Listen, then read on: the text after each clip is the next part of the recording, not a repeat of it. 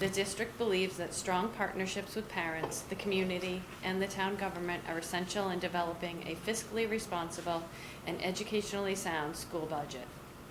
The school leadership team and the committee utilize its budget priorities, the strategic objectives outlined in the district's strategic plan, Vision 2026, and the mission and vision of the district as guiding principles throughout the budget process to develop a budget that supports an exceptional education for all students. Copies of the fiscal year 2027 school committee voted and approved line item budget are available online, at the central office, and at the Southborough town offices. Tonight, I will provide the total fiscal year 2027 budget subcategories by function classification as part of the public hearing process. Under the classification regular education, we have administration, which is function code 1000. That includes school committee, superintendent's office, assistant superintendent, district-wide administration, business and finance, human resources, legal services, and administrative technology. That totals $705,555. The function classification instruction in the 2000 series includes salary, curriculum and department heads, instructional technology leadership and training, principal's office, curriculum leaders, admin tech and support, teacher salaries, teacher specialists, substitutes both long and short term, instructional assistants, librarians, professional development for both leadership, teachers, staff, and substitutes, tuition reimbursement, textbooks, instructional materials, other instructional materials, instructional equipment, general supplies, other instructional services, instructional technology, other instructional hardware, instructional software, and guidance. That totals $13,427,765. Function classification pupil services in the 3000 series, which is attendance services, health services, transportation, transportation other, athletics, and student activities, totals $1,182,253. The function classification operations and maintenance in the 4000 series includes custodial salaries, custodial supplies, heating, electricity, telephone, gas, water, maintenance of grounds, buildings, and equipment, technology infrastructure maintenance and support for salaries and also for other is $2,108,993. And function code classification fixed charges in the series, the 5000 series, includes employee separation, rentals and leases, and also contractual obligations. And it's important to note that with the contractual obligations, that line item includes both general education and special education salary increases for FY27. That series totals $965,101. The total regular day program is $18,389,667, or a 6.81% increase over fiscal year 2026. For special education, for the function classification administration, which is the 1000 series, that includes legal services and administrative technology, that totals $29,700. Function classification instruction, the 2000 series, is supervision, subject matter coordinator, teaching, medical, therapeutic services, professional development, instructional technology, and psychological services, totals $6,159,885. For the function classification pupil services in the 3000 series, that includes health services and transportation. That totals $742,150. And the special education transportation has been offset by additional money through the circuit breaker program in the amount of $263,850. For function classification operations and maintenance in the 4000 series, For maintenance of equipment, it totals $7,000. For the function classification fixed charges, the 5,000 series, that is for rentals and leases, totals $3,134. For the function classification programs with other school districts, the 9,000 series, that is for tuition out and tuition out collaboratives, that totals $783,182. And those lines are also offset by circuit breaker and the amount of $1,403,423. The total special education budget is $7,725,051, which is a decrease of 2.15% over fiscal year 2026. But again, the salaries are included in the general education lines. The FY 2027 operational budget in total is $26,114,718, and this represents an overall increase of $1,001,932, or a 3.99% increase over fiscal year 2026.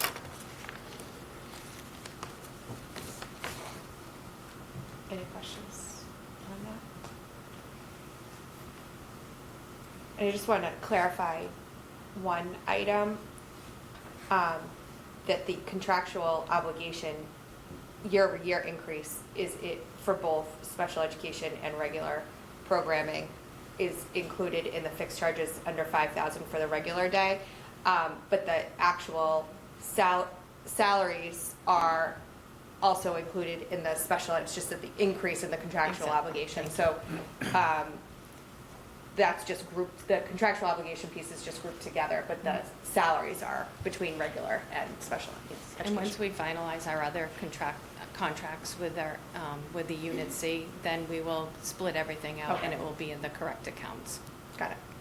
Okay. Thank you, Becky. Anybody have anything else they want to add? Okay. All right, so next order of business is public comment. So if you have any public comment, feel free to raise your hand. All right, not seeing any. Great. So we have Mr. Ryan here to do. Do we have to close the public hearing? Oh, we need to close the public, sorry. So we're going to move to close the public hearing. Is there a second? Second. Roll call vote. Laura? Yes. Denise? Aye. Roger? Aye. And Chelsea's aye. And we will vote the the budget later in the agenda, right? I think we voted last. That's correct. Yeah. you Oh, voted it. we're good. Okay, we don't have to do it again. Okay, got it. So Mr. Ryan's here to do the principal report. Yes, I'll be presenting for all of our schools tonight. Thank you, Mr. LeBoy.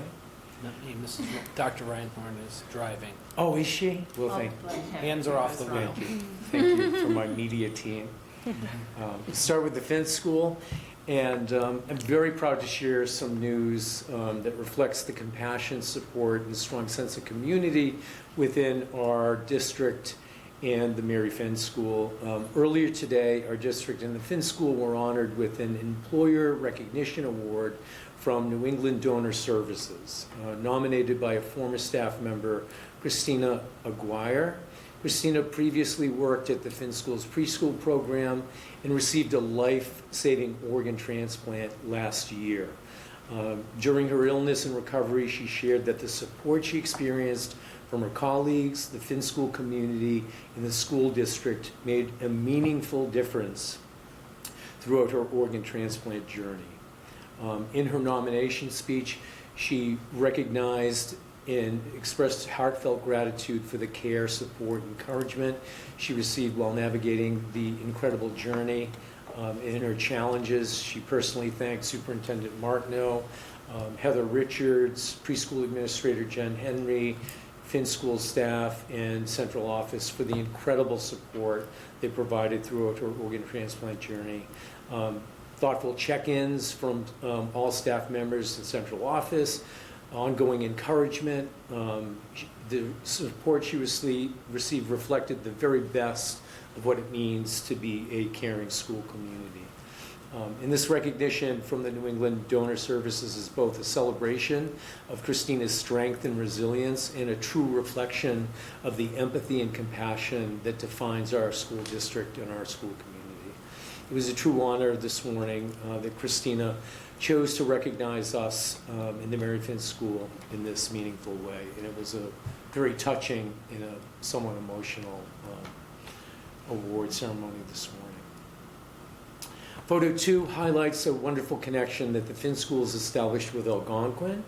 Recently, students from the Algonquin Writing Center visited the Finn School for 2 half days with their grade 1 students. This marks our second year of this partnership, and it continues to be a meaningful experience for everyone involved. During their visit, the writing team worked alongside our young writers, sharing strategies for generating ideas, developing characters, and expressing creativity through the skill of writing.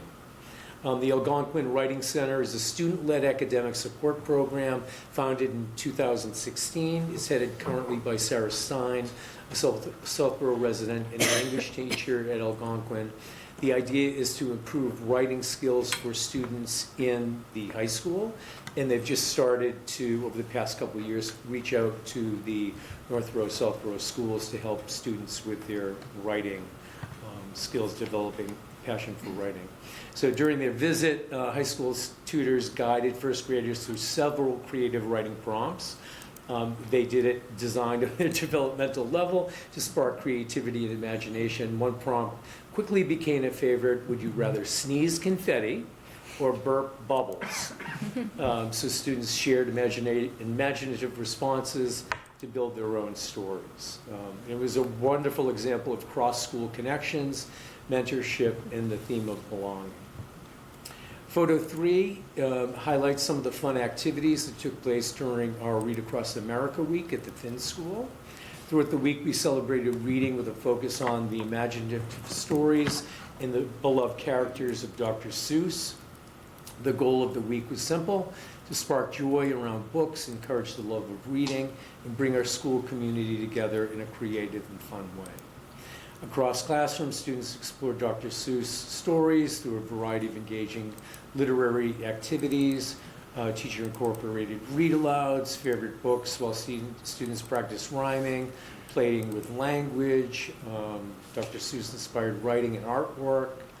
Students also enjoyed Dr. Seuss-inspired Spirit Days, which added a level of excitement and creativity in the building with colorful artwork, colorful outfits, creative classroom displays, and hallways filled with rhyming. Over to the Woodward School, photo 1. Woodward was fortunate to welcome some special guests into the classroom recently. Mr. and Mrs. Choi joined Mrs. Walton's third grade class for an engaging and informative presentation about Korean culture. They shared insights about traditional clothing, food, language, and games, giving students a wonderful opportunity to learn directly from members of the school community. Students had a chance to try, I'm going to pronounce this properly, Jeji Changi, a Korean version of hacky sack, and Daj Chi, a traditional paper flipping game, which brought lots of energy and excitement to the classrooms. They even learned how to sing the Korean lyrics from the song Golden from K-pop Demon Hunters. Experiences like these highlight the powerful connection between Woodward School, families, and the broader community. When families share their traditions, stories, and experiences, it enriches learning for all of our students and helps build a deeper appreciation for the many cultures that make our community so special. Woodward is extremely grateful to Mr. and Mrs. Choi for sharing their time and heritage with their students. Photo 2, on Friday, Woodward students enjoyed an exciting prismatic magic educational laser assembly. It's a high-energy program that combines music, humor, and dazzling laser light animations to teach important lessons about respect, tolerance, and bullying prevention. During the show, students learned how to recognize bullying both in person and online, discuss ways to stand up to bullying, and seek help when needed.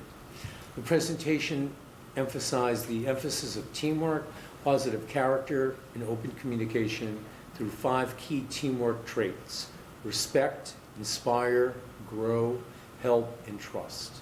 These themes encourage students to consider how their words and actions affect others. They reminded them that everyone has a role to play in creating a kind, supportive, and bully-free community.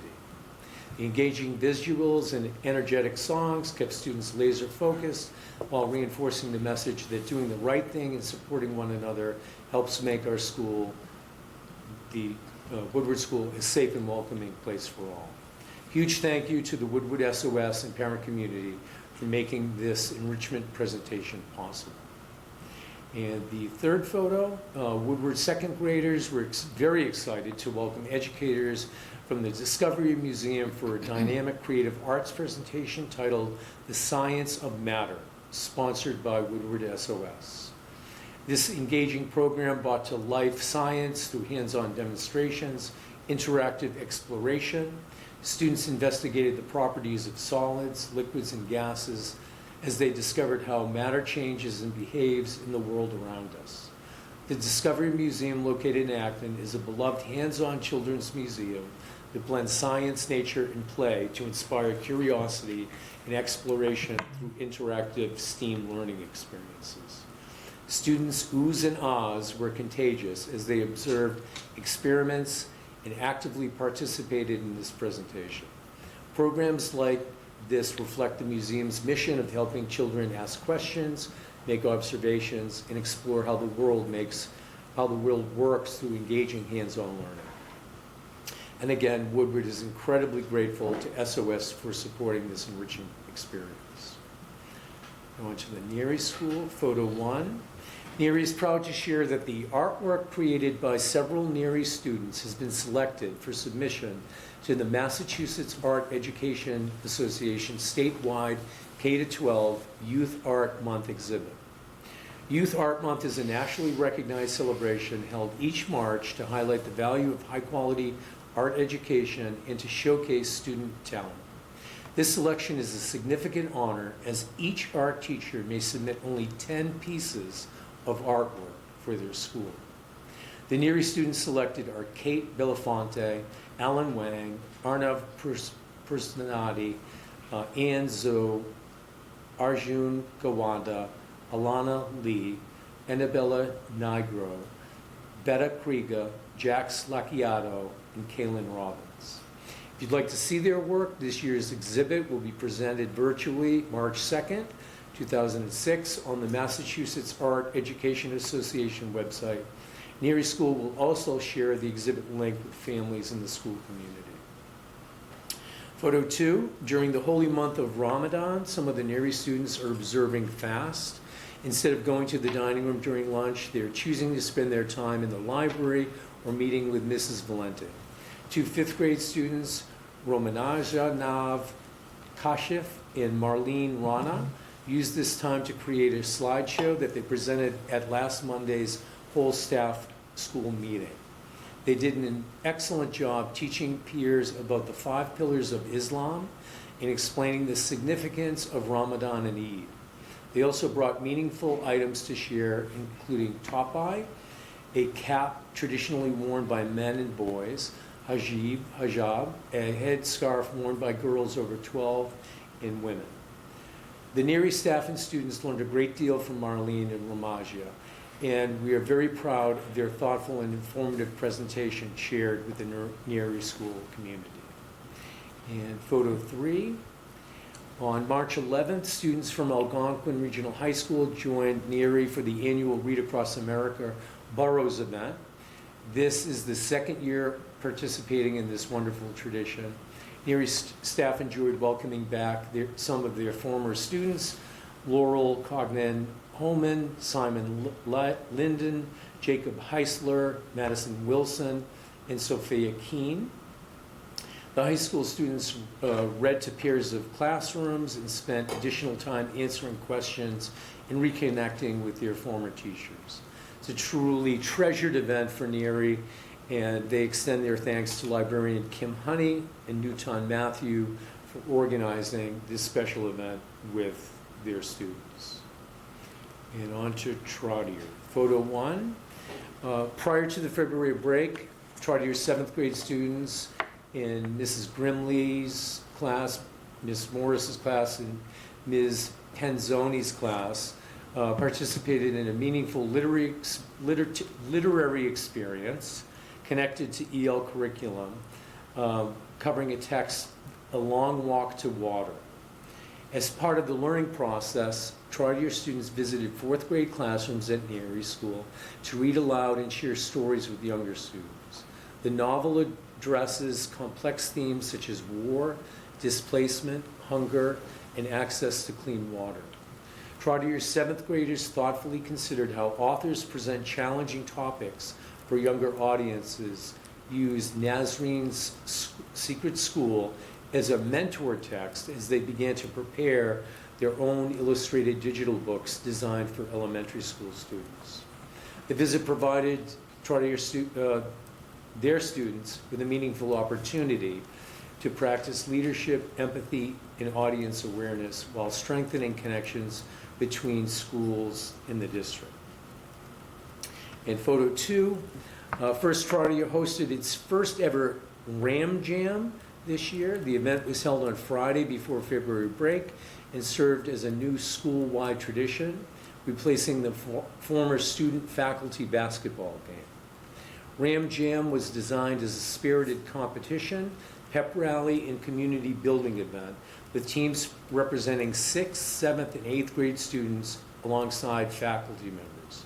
Participants competed in a variety of fun challenges, including tug-of-war, balloon pop relays, cup stacking, paper airplane distance throws, foul shots, and the crowd favorite, the Whitney Houston Challenge. He doesn't describe what that is. After a lively, enthusiastic competition, Trotter 8th grade class emerged as the inaugural champions, earning the Ram Jam trophy. It was a wonderful way to bring the school together and send students into February break on a positive, energetic note. Photo 3. Finally, Trotter Social Studies Department recently hosted the annual Geography Bee, organized by Mr. Winson and Mr. St. Pierre. In the weeks leading up to the event, teachers facilitated geography competitions within their classrooms to identify student participants. Students from all 3 grade levels then advanced to compete in the school-wide event, demonstrating impressive knowledge of world geography and current global awareness. Here are just a few of the questions with answers students were asked. Ferries connect Tunisia and Malta with a large island off the tip of Italy. What is it? Sicily. The Balearic Sea and Ionic Sea are both part of what larger sea? The Mediterranean. The island of Phuket can be found in the Andaman Sea in the southern part of which Asian country? Thailand, right. Events like this continue to highlight Trotter's students' curiosity and academic enthusiasm. Congratulations to Jacob Brooks, 7th grade, who won this year's Geography Bee competition. And that concludes the update. Thank you very much. I like how we have trivia now in our, because you weren't here last month, but we had a trivia question last month too about a song, right? I did not know the answer. Yeah, Green. I got it right. Mr. Mucci, yeah. So I feel like we're getting tested. Like outside of the materials, we have to be prepared to then answer trivia questions. So I'm glad the answers were here. I would be able to. I'd say you're right. and I want to know what the Whitney Houston thing was. So maybe when Mr. I know, we'll Hershek's have to here, we wait can for that. get an update on that. No, did you choose a Dr. Seuss costume to dress up in, or no? I did not. I did not. Oh, no, no. I didn't. Disappointing. Yeah. Any other questions or comments? Go ahead, Laura. I'll just make a comment. It seems like throughout all the schools, it seems like there's a lot of just interconnectivity with like older and younger students interacting, and I just think that's wonderful. I know I hear that from my son, how exciting it is to have older students come. And I'm sure for them as well, it's beneficial. So It is. it's just great to Yeah, see. yeah. I think all of our schools are now getting connected more so with events, and not necessarily just events, but the reading and the connectivity, the mentorship, and it's so important to have the older kids with their younger kids. Definitely. It's great. All right, thank you very much. I'm going to go a little bit out of order and take up the technology smartboard discussion and demo. So we have Kathy Carmignani and John Parent here this evening. And this year's second grade in Southborough, anyways, has been, they got the smartboards for this year to kind of pilot the program, and this is on our capital plan and up for a vote April 11th to implement for the rest of our grades. So we asked them to join us to give us a demo so that we can answer people's questions and speak to it as we have upcoming annual town meeting. So welcome. Thank you very much for coming. Thank you. So this is a little bit of what we're going to do tonight. We're going to talk about the journey to the new line boards. We'll go over our current state, how we decided on a new line board, talk about what goal we have for the district, and then talk about some teacher feedback, and we're going to do a live demonstration as well. Hopefully no trivia. I'm just kidding. It's fine. So the current state of the classroom technology in the district, and it's not just for Southborough, it's all three districts, is approaching 4. When I first arrived, before I even started on day 1, I got an email from a teacher, one of the instructional technology staff in one of the other districts. And they were looking for help, what they could do to better teach during the day. They were entering classrooms with projectors that just didn't work. So what they were doing, they were spending their summer actually building this contraption, or building a stand on wheels with TV that they were going to move from class to class just so they could consistently teach their lessons. I couldn't believe it. So when I came in and we started doing an audit of the classroom, we were finding that, as you can see, some of these classrooms either aren't working, or they're very dim, and teachers actually have to shut off all the lights, close the curtains, for you to be able to see the screen. Some of them stop working, and they have to replace them with consumer-grade TVs. Luckily, we had quite a number of these TVs left over from COVID, when we actually couldn't get the parts that we actually, I wasn't here, but they couldn't get the parts that they were needed because of the COVID crisis. We were finding that the actual projectors in the classrooms were ranging between 9 and 17 years old. X-screen. Another example, this is that Erie of an all-working projector. And this is another example of a very dim projector and consumer-grade hardware in the classroom. Right. So when we first started the project in Algonquin last year, and part of that process is that we went through and did a lot of teacher surveys and was able to talk to some teachers. We also went down, talked to elementary teachers, middle school teachers, just to see what are some non-negotiables. And they said they would like the screen size. They need to make sure they have the screen size that's good for all students. Image brightness and quality, you can see that from some of the pictures where they would have to turn off the lights. So we didn't want to have kids sitting in the dark. That was number 1. Reliable screencasting, sound quality was important. You know, we have a lot of students that maybe have hard hearing. We want to make sure that anywhere that they sit in that room, they can hear the projection. And then connection for a document camera was especially important.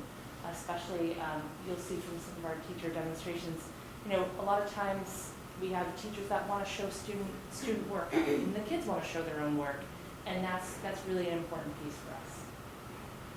So the goal for the district was that we wanted to provide the universal standard of displaying technology in every classroom, ensuring all students have equitable access to hands-on digital tools that foster engagement and support diverse student learning and their needs.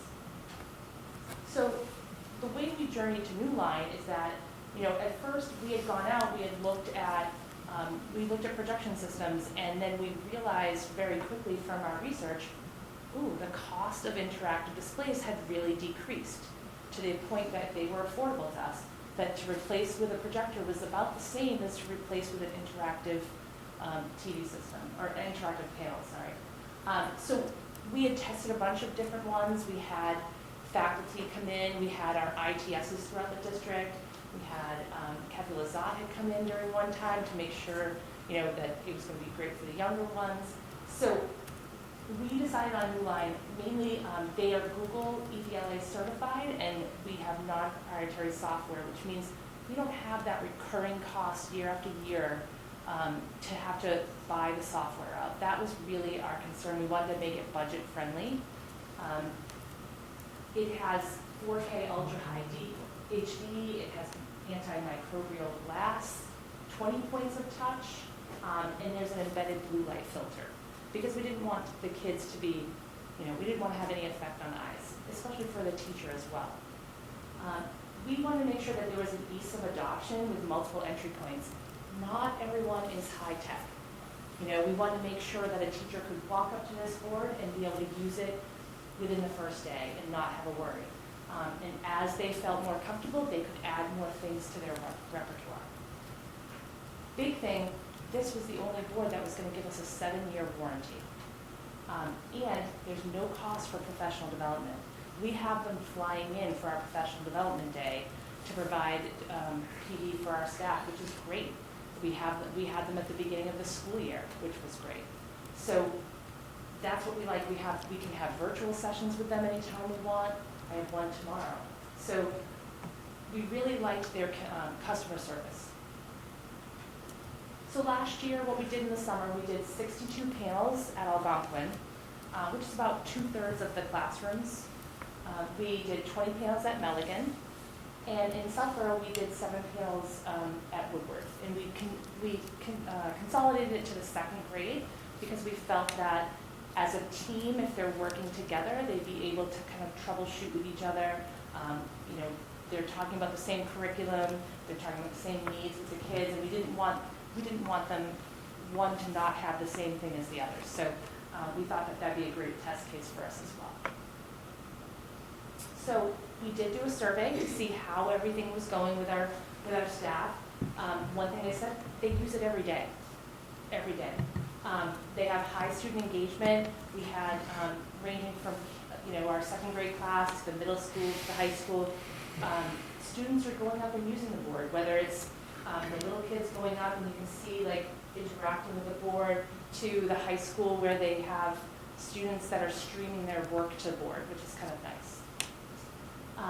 In the hardware versatility we really like. We like the ability that you can add, I've walked into classrooms and I've seen teachers that have remote controls, they have mice, they have pointers, they have keyboards, they have document cameras. So there's a lot of things that you can add to the board to make it your own.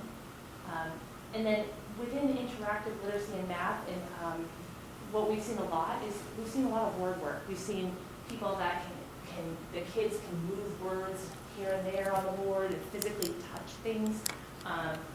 We've seen math in motion, you can see it there. And just the ability to actively annotate on top of the work, instead of just projecting a PowerPoint presentation or a slide deck, you're able to go through and write right on top of it. And one thing, like at the high school, in the math department, they're writing their notes on it, and then when they're done with their notes, they can send them off and let the kids have a copy, which is really helpful to someone, especially if you have a student that might have been absent that day. So our capital amounts that we're looking for at Finn Elementary School, it's $70,000. Woodward is $40,000. It's a little bit less because we only have to do the grade 3.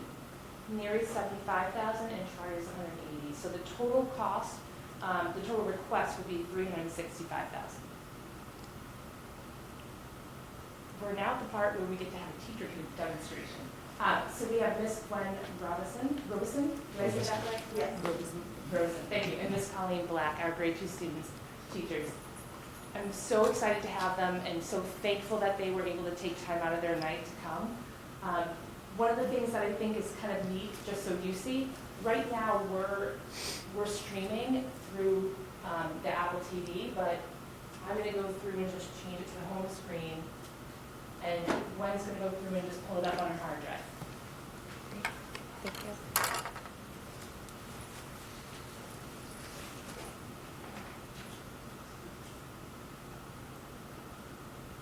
No pressure.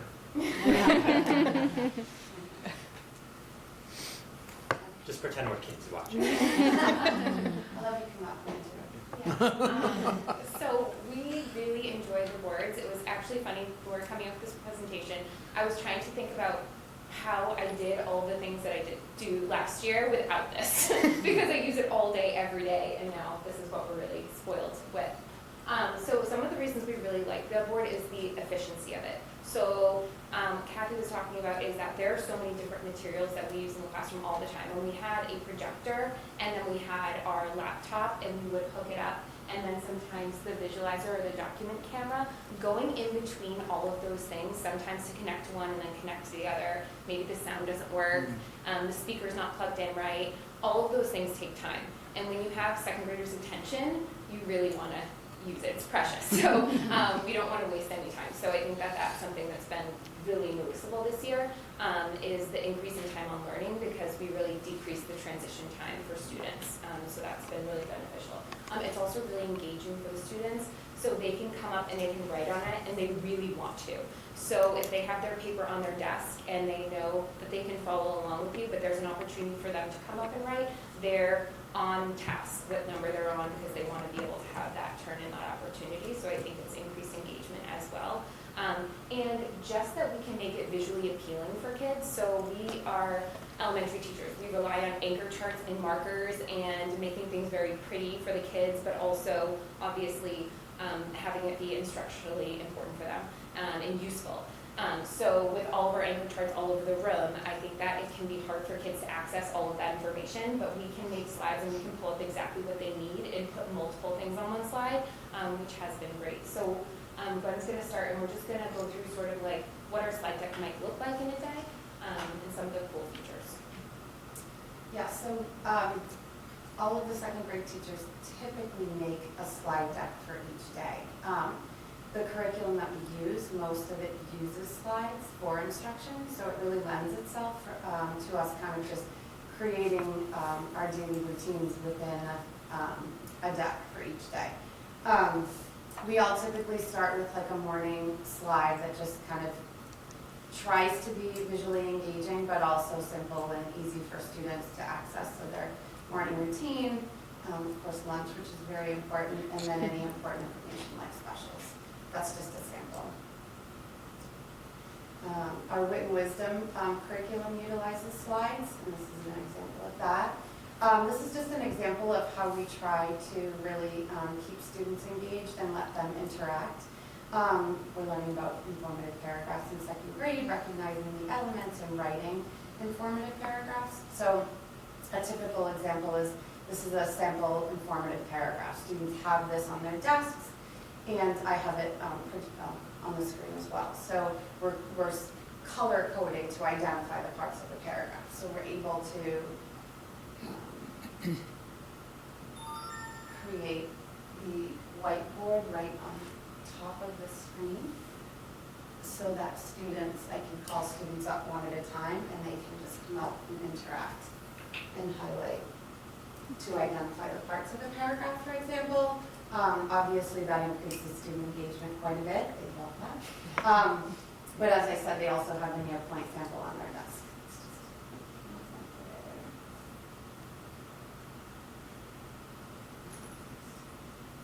Another example of how we use it during literacy is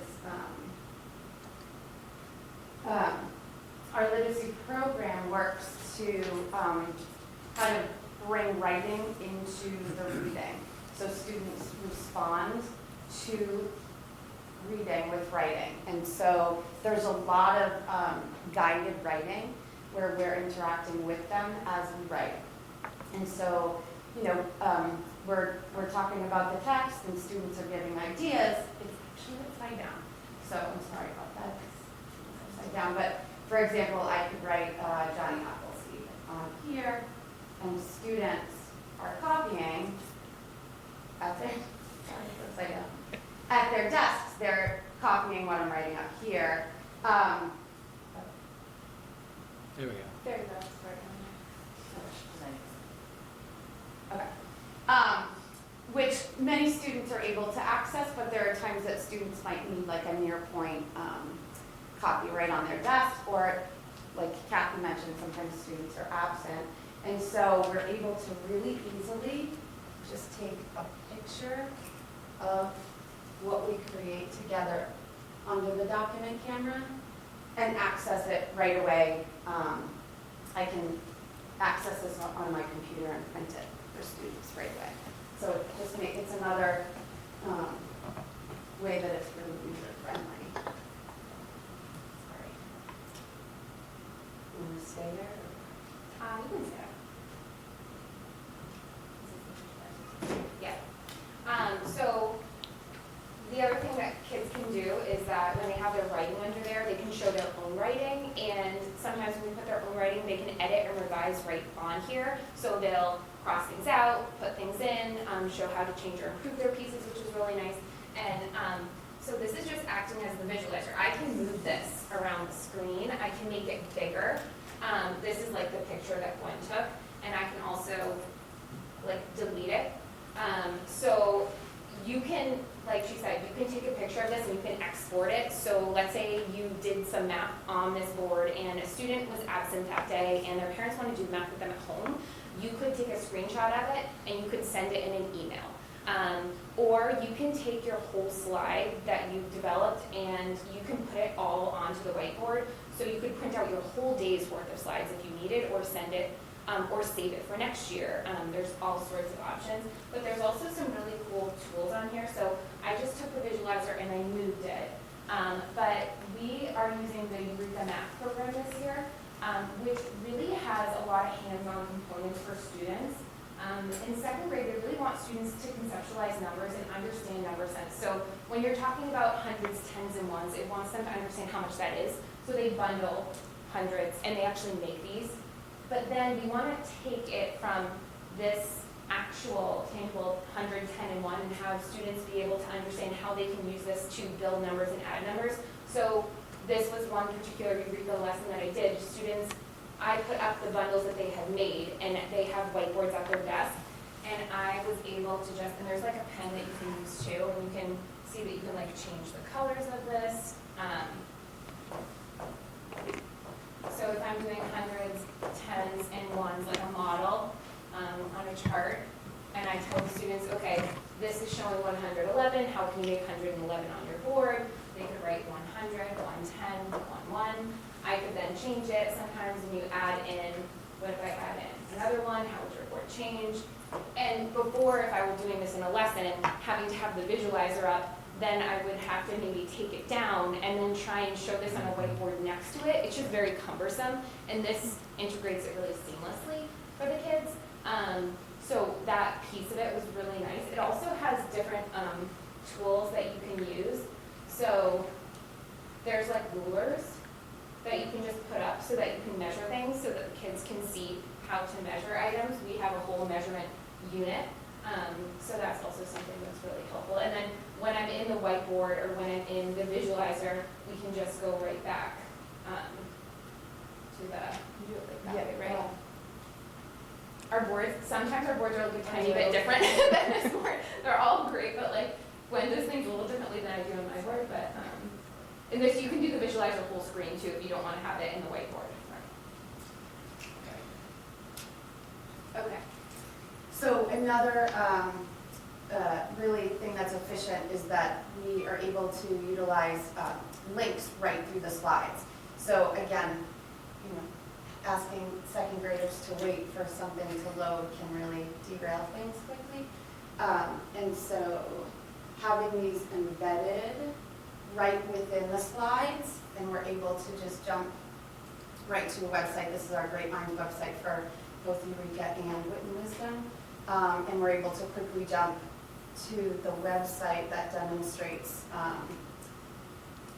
it's a bar diagram that illustrates addition and subtraction, which it's just, again, like a really efficient way to work through the day. So this is another example of one's on Eureka slides. So we have this Eureka slide, and this is what students' workbook looks like. So we get a student workbook for each child, but the teacher often doesn't get one.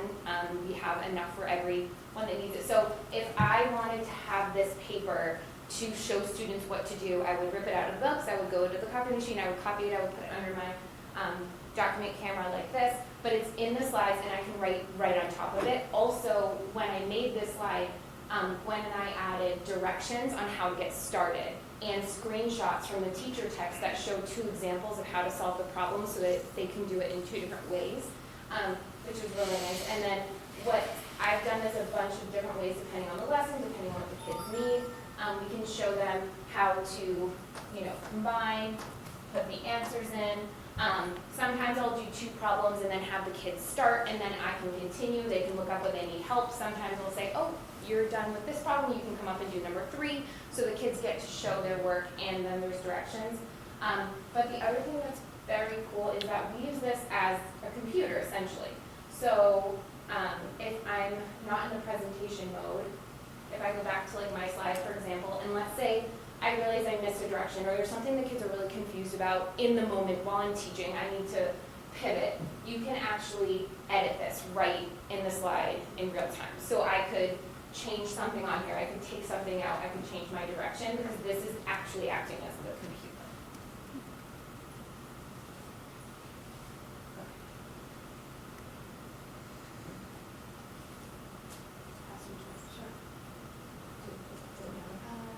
So just finally, these are just some little management tools. We're always like discovering new things with this, and so I kind of just happened upon these cool classroom management tools. There's a timer, so that if you want to set a timer for students to complete a task, you just set the timer and it runs, and students are able to see it. So they can sort of track their progress. There's some students use traffic lights for volume level, so silent, whisper, and then outdoor voice. So that's another full management tool that teachers can use. The spotlight's kind of fun, where you can kind of highlight important information. So those are just things. These are it's a fun spinner. So if you want to, if you want to put students into groups or something like that, you change the fruit to student names, and then you can spin for a sort of chance for choosing. So those are some interesting little tools that we can use too.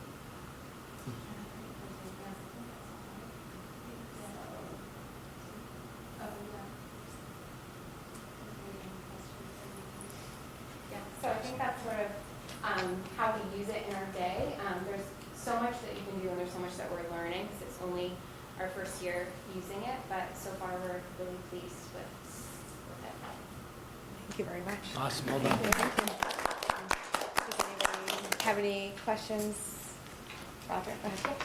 Well, I know that I guess you suggest you're actually still learning, but how long does it take to, from kind of, somebody seeing it a teacher seeing it for the first time, to sort of get, I don't know, reasonably proficient, being able to? It was actually really fast. I would say, so we had one PD at the very beginning of the year before the first day of school, which is actually a very overwhelming time for teachers. You have a lot going on. So we were looking at this board and someone's going through the directions. I'm somebody who can watch them, but actually don't really fully understand until I actually do it. And we were just watching someone do it. So I got back to my classroom to this board, and pretty much right away I was able to use this. I mean, really the things that we've learned along the way have really helped us, but if you can just access the whiteboard and be able to write on top of your slides, that in itself is huge. Like, we could just do that for most of what we do, and then you add in all the extras, which make it even better. So I would say immediately, and I wouldn't say that I'm a tech savvy person either. I New think- technology can be very overwhelming for me, I think. One thing that we talk about a lot is we actually use it like we use our computers. You know, if you look, it looks like a computer sort of desktop, and I find it to be very user-friendly, and because it sort of interacts similar to our computers, it did make for a pretty seamless transition.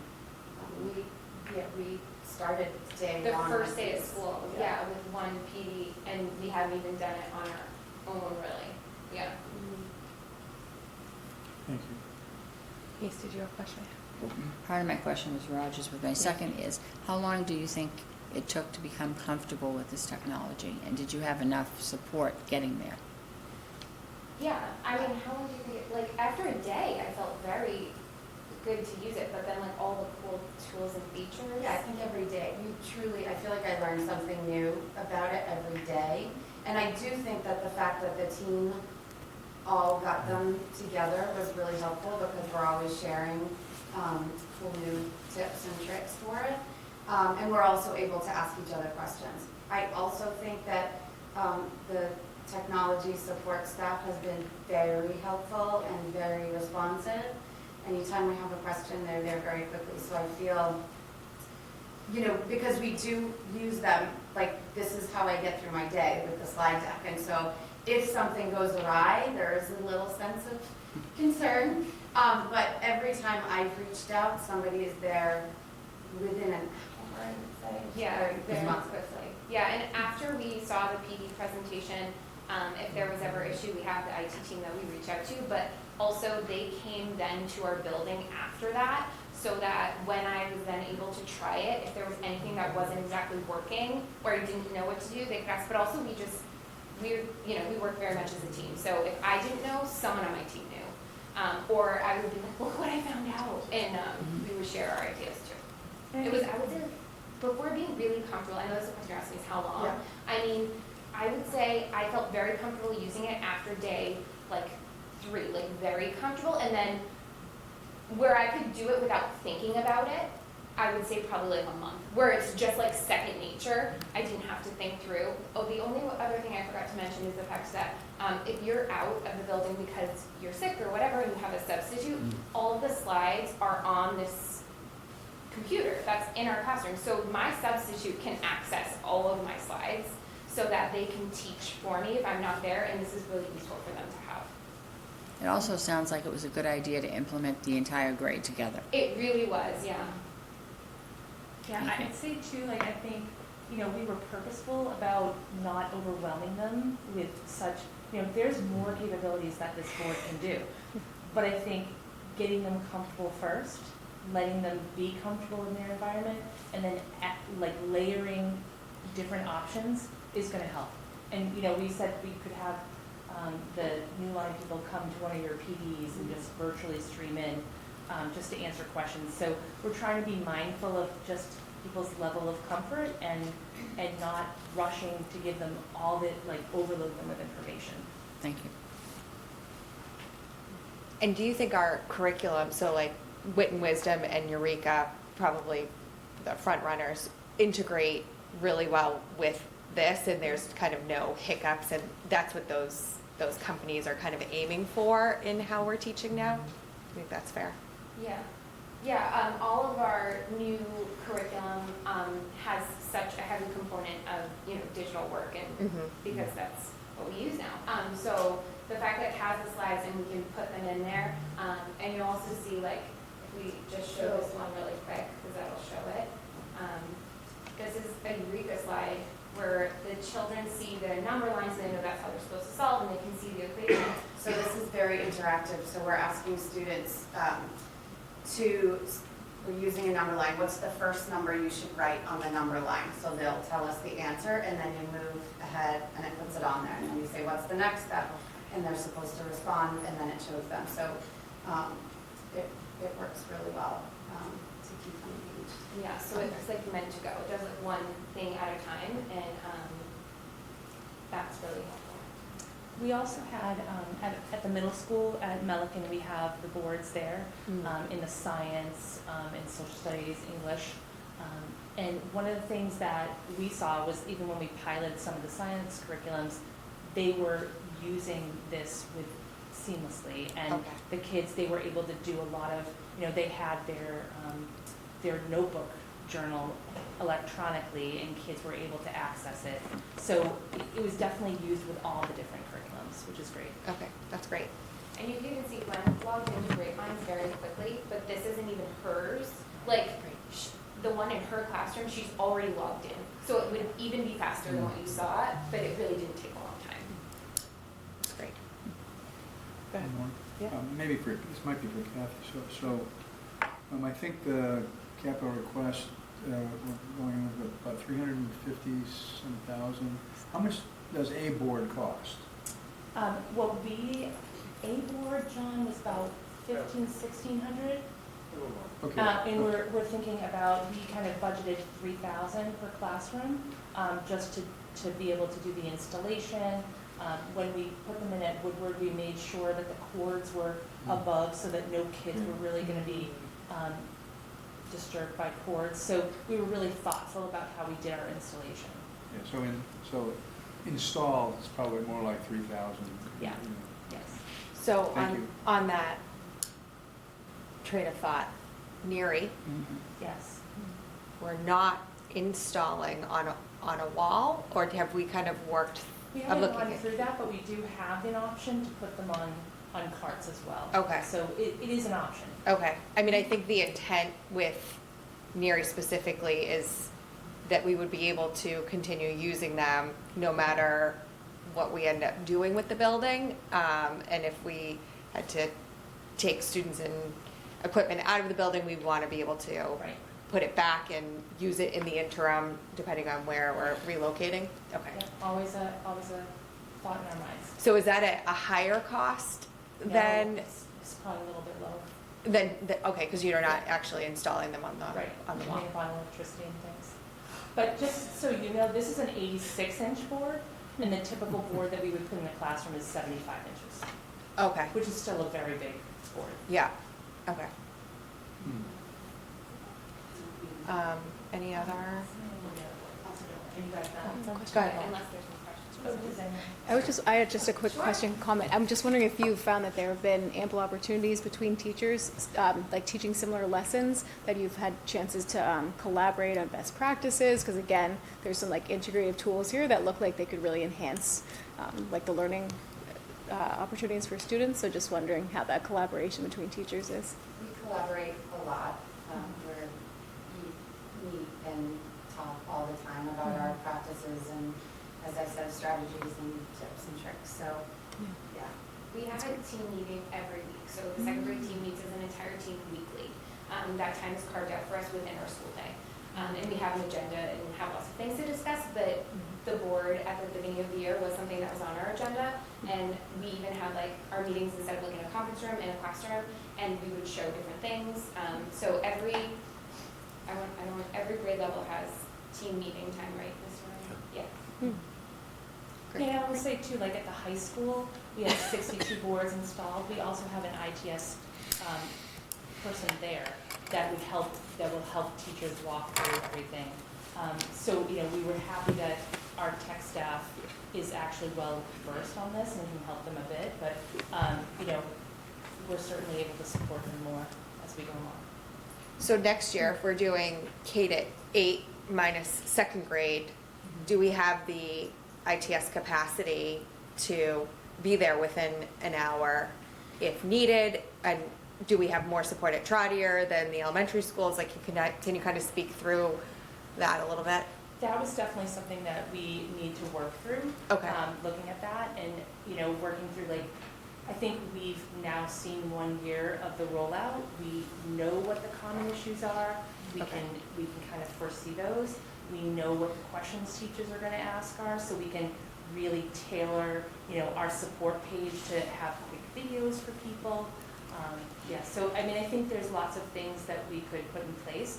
Would I love more ITS staff? Of course. But I think, we need to be reasonable about what we can do with the finances we have. And maybe getting feedback from the second grade team from a PD perspective, like at the beginning of the year, like what is the what do you really need to get going on day one, given that they're getting ready to welcome students too? And a lot of the feedback was, we talked to the third grade team and it was, could we just come in the summer or at the end of the school year and work on the second grade boards a little bit so Okay. that we're more comfortable and do that PD then instead of the day before school starts. Yeah, And that, of course, yes. okay. Denise? You mentioned substitutes. You feel comfortable that substitutes can walk in and be comfortable with this technology? So we have building-based substitutes Okay. in our school. So we Those. have 2 building-based substitutes that are there like almost every day, and so they're in the rooms and see the boards. I also wrote a page, just very easy, pretty much just how to log in and how to write on top. I'm fortunate in my room, I have another teacher, an instructional aide in my room there all day too, who knows how to use the board as well. So if I did have a substitute who had a problem, then she would be able to hop in to help. I think a lot of classrooms tend to have some support at some time in the day. And there's also a guest profile so that the substitute can go onto the guest profile, so they're not on my profile, they don't have access to my email or whatever, things like that. Thank you. Yep. You want to add anything? No, just thank you for your presentation. I was very impressed. Thank you. Thank Yes, you. this is great. Seamless. And, Except when Gwen turned it Yeah. off at the end, that got weird, but and you can tell you're right. You yeah. can tell you're right-handed, right? You're right-handed. But just also thank you to Kathy and John. There's a lot of research and Yes. time figuring out exactly what is the best solution. Yes. And also, as we look to the 26-27 school year, this is a significant project if the article passes. Yes. It's installing boards not only across our Southborough schools, but in Northborough and the region. So this is quite a project. Yeah, no, this was great, very informative. I think it's great to be able to see what our students are experiencing in the classroom and what they will get next year. So I encourage us to share this information with parents, and I don't know if there's a way that, because unless you watch this video, you're not going into classrooms to watch lessons, right? So if there's a way that we can kind of showcase this, I think that would be great. I think there's a lot of great information, and thank you to John and Kathy for spearheading it, and for the second grade team for collaborating and working on this. So. Are you available during a town meeting? All right. We were excited when our Apple TV was scored by us in legislature. You guys want your slides back? Nope. Yeah. Thank you very much. Thank you. Thanks for coming. Thanks. All right, next we have Kathy Lazat for the mathematics presentation. Some math trivia. Okay, we're ready. It is 18 times 25. Great. Thank you, everyone. I'm Kathy Lazat. I'm the K-5 district math coordinator. Stephanie's doing my slides for me. If you want to be invited back, the trivia questions won't be too hard. Oh, well, by the end of it, you'll know that answer like this, right? You'll be thinking about it the whole time. You're going to be a little distracted. Really, Colleen and Gwen got them warmed up for you because they're ready for some math. It's great. So we are in our implement and monitor phase of our curriculum and instruction. So we've spent a few years where we were investigating and selecting Eureka Math Squared. Last year we had a group of teachers who were early adopters. So every elementary school and every classroom was represented in terms of grade level in our early adopter year. So this year we are in full implementation. So what that looks like in year one, well, before I start, I'll just quickly about Eureka, no, you're good, thank you. Quickly about Eureka. It really emphasizes the why behind the math. So it's not just how do we do mathematics, it's why does what we're doing in math work, and how do mathematicians think. So it really emphasizes the conceptual understanding. Problems develop from more simple to complex. You'll see, as our teachers already demonstrated, there's a lot of hands-on components. They show pictorial representations before we get to that abstract place for kids. There's lots of practice opportunities where they value really the quality of the problems over the quantity of the problems. So Eureka is not necessarily going to be worksheet of problems that the kids solve, but as to go back to that simple to complex, it really builds on the kids' thinking as they go through a sample set. They're talking with peers and collaborating with peers. And it's really about understanding mathematics as a discipline of logically connected ideas, and we'll start to see this as we go through. So our year one focus was full curriculum rollout K to 5, so all of our teachers in Southborough and K to 5 are using Eureka Math. We were building and reinforcing some structures that already existed. So as the team talked about earlier, they have weekly team meetings that they use. We call those PLCs, Professional Learning Communities. So we've been able to, with the addition of a new math specialist, been able to meet with teams about twice a month, where the focus of it is on really investigating the lessons in Eureka and doing what we call intellectual preparation for the lessons and the modules that are upcoming.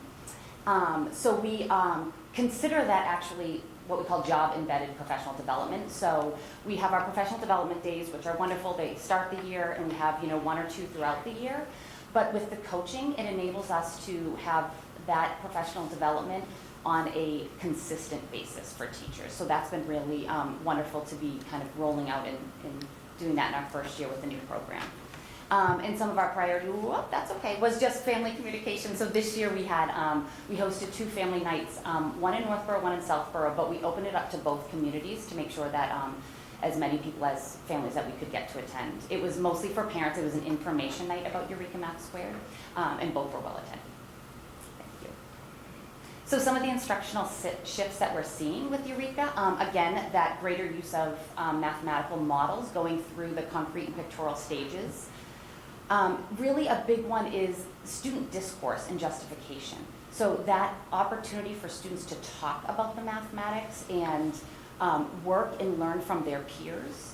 And then one of the biggest things that we've noticed is there's a strong vertical alignment across the grade levels. So the models that Eureka uses start in kindergarten and really work them.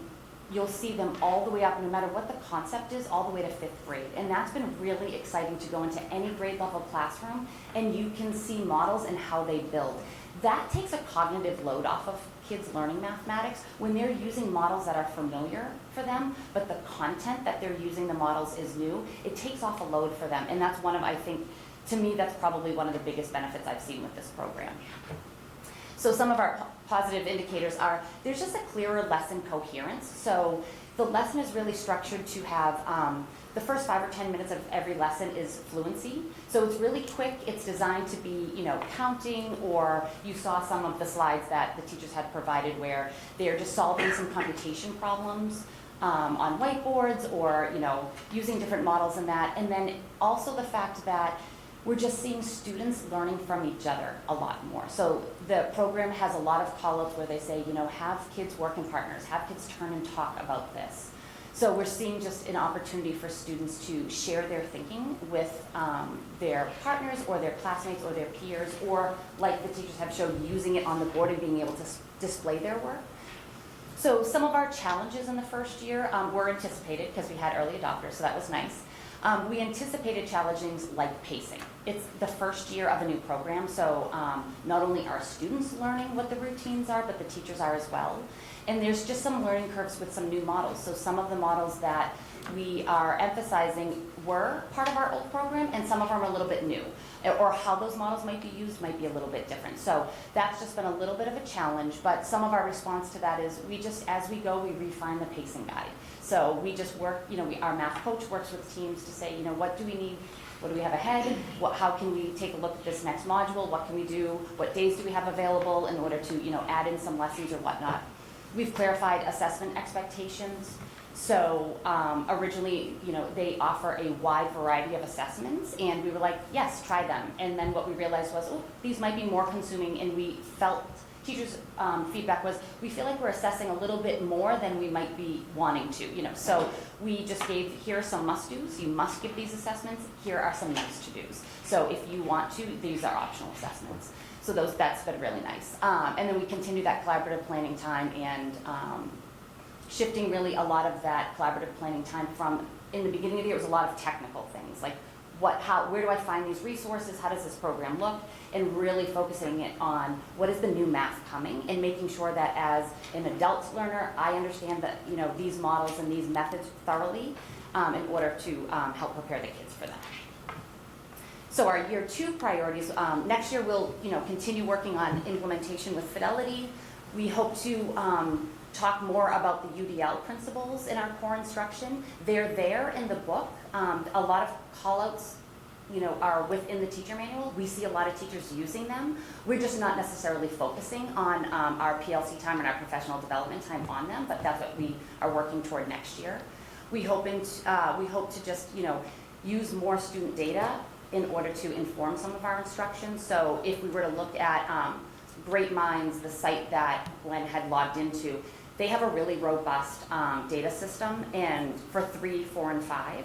And we've kind of built our own for K1 and 2 that mirrors 3, 4, and 5. And so we're hoping to be able to use some of that information. How did our kids do on this module last year? Where did we see that standards might not have been, to the degree at which we would like them to be in that first model? Let's look at some of those lessons and see if we can kind of drill down into, what we need to tweak for the second year. So that will be our, continued coaching, job-embedded coaching. And then last but not least, we still have ST Math. So our students still do that about 15 minutes a day.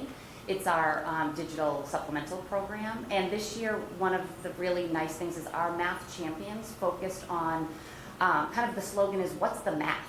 And the idea is when students are doing ST Math, it's not just something that's separate from their core instruction. It's when you're doing these puzzles and you're working through them. Now the question is, what's the math that you were doing? How does it connect to Eureka? How does it connect to real life, situations that they have? And that's when we see, this is Karen Fisher, one of our math champions who's done an extraordinary job at NERI, really pointing that out and having students kind of, share what those connections are so that there's more integration between the two programs, which has been good. Anyone have any Greg questions? says I go too long at these, so I try to go really fast. Like you did a great Yes, job. Roger. Now, Clayton. Clayton's gonna do the. Blame my colleagues for the content. They set them up. Could you drop back to the year 2 priority slide for a second? Sure. So, you were very enthusiastic when you talked about how one of the strengths of this model is the vertical alignment Yes. between the grades. So, bullet number 3 says strengthen vertical alignment. Well, I'm sort of a simple-minded guy. It's either vertically aligned or it's not, or what does that So mean? the program is vertically aligned, but from a teacher's perspective, so you can imagine, let's say if I can use, some teachers in our second grade team right now is really focused on what does this program look like for second graders? So one of the things we're trying to do is have them understand that, okay, so if we're doing a place value model like they had showed up on the board, how is the place value model used in third grade? How is it used in fourth grade? How is it used in fifth grade? So the teacher right now, the program is very aligned like that. The teacher's knowledge is probably at this point in year 1 only expected to be their grade level. Okay. So we hope in year 2 that there'll just be a greater understanding of saying, oh, if I'm doing this in second grade, what does that look like for the third grader that I'm sending them off to? Or my first graders are now going to come in with some knowledge. What did that place value chart look like from a first grade perspective?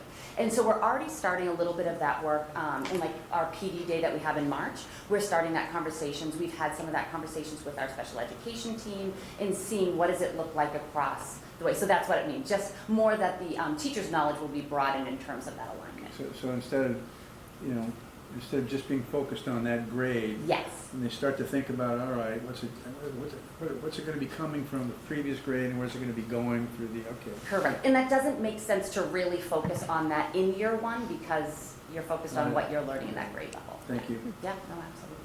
And I'll just add that Kathy and I also talk a lot about there's the same opportunity from elementary to middle.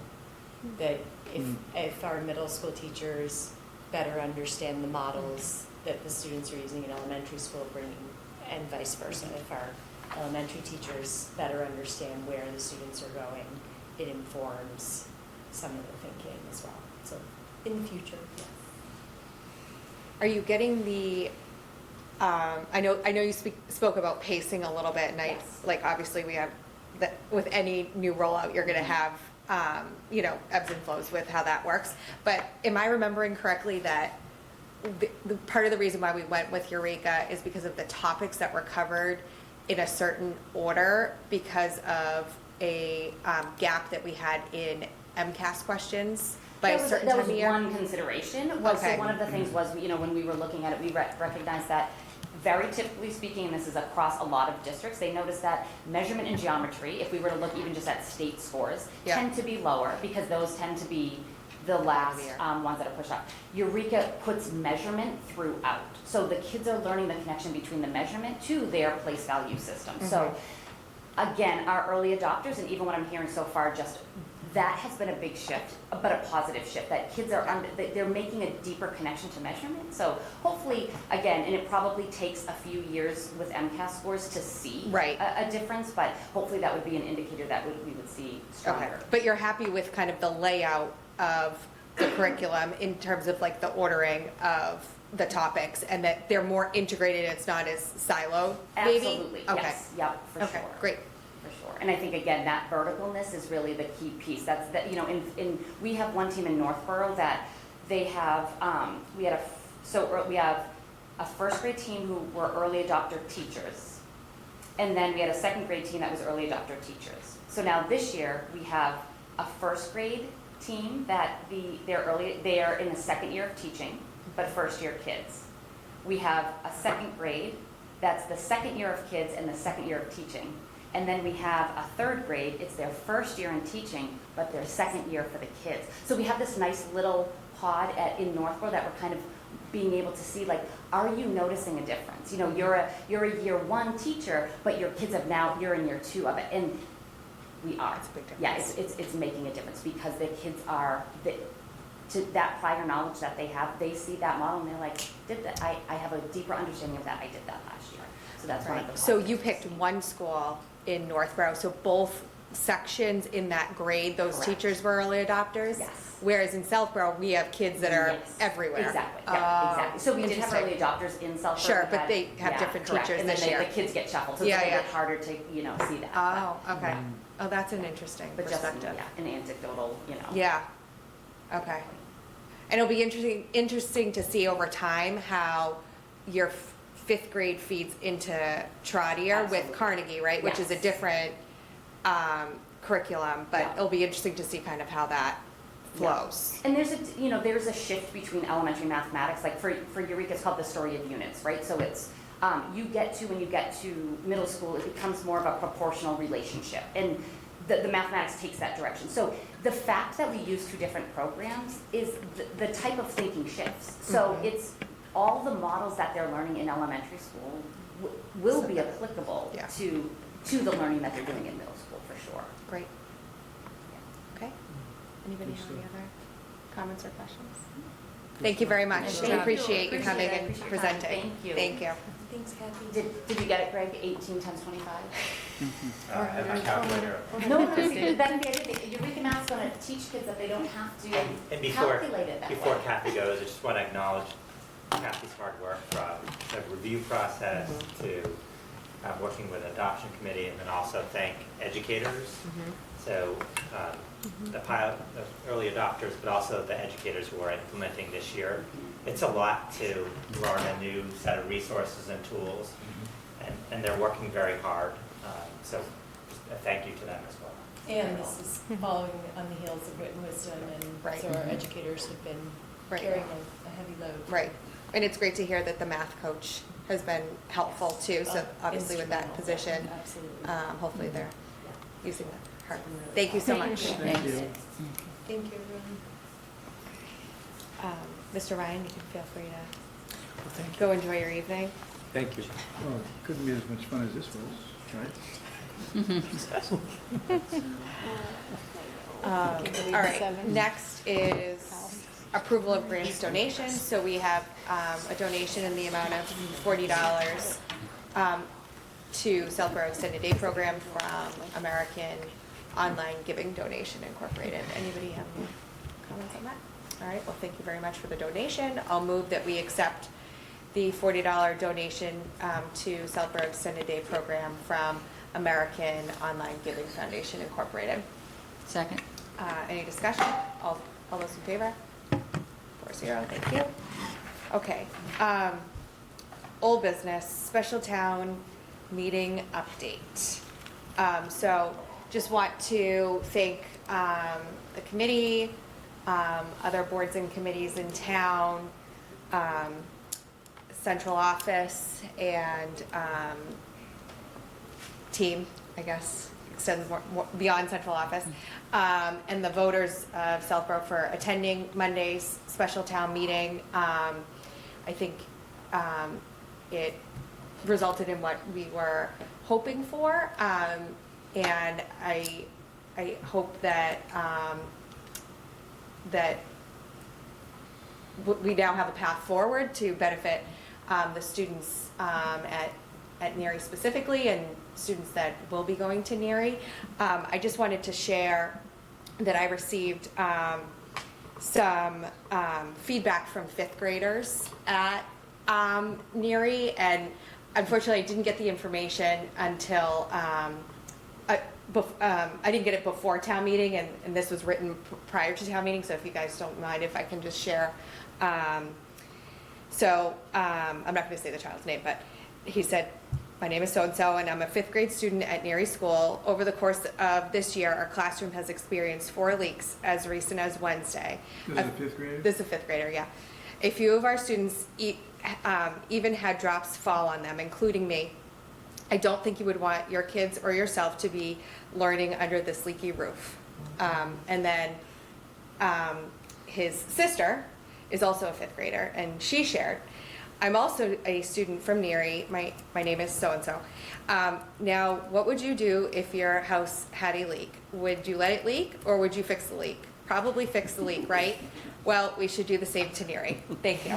So I just thought that was, from a fifth grader, age appropriate. And so I'm sure that they're very happy now that the incoming students at Neary, well, they won't benefit from the new roof, but I think they'll be happy that that's the decision that was landed upon. So I just wanted to share that with the committee. It's curious that there's 2 kids with exactly the same name, so-and-so.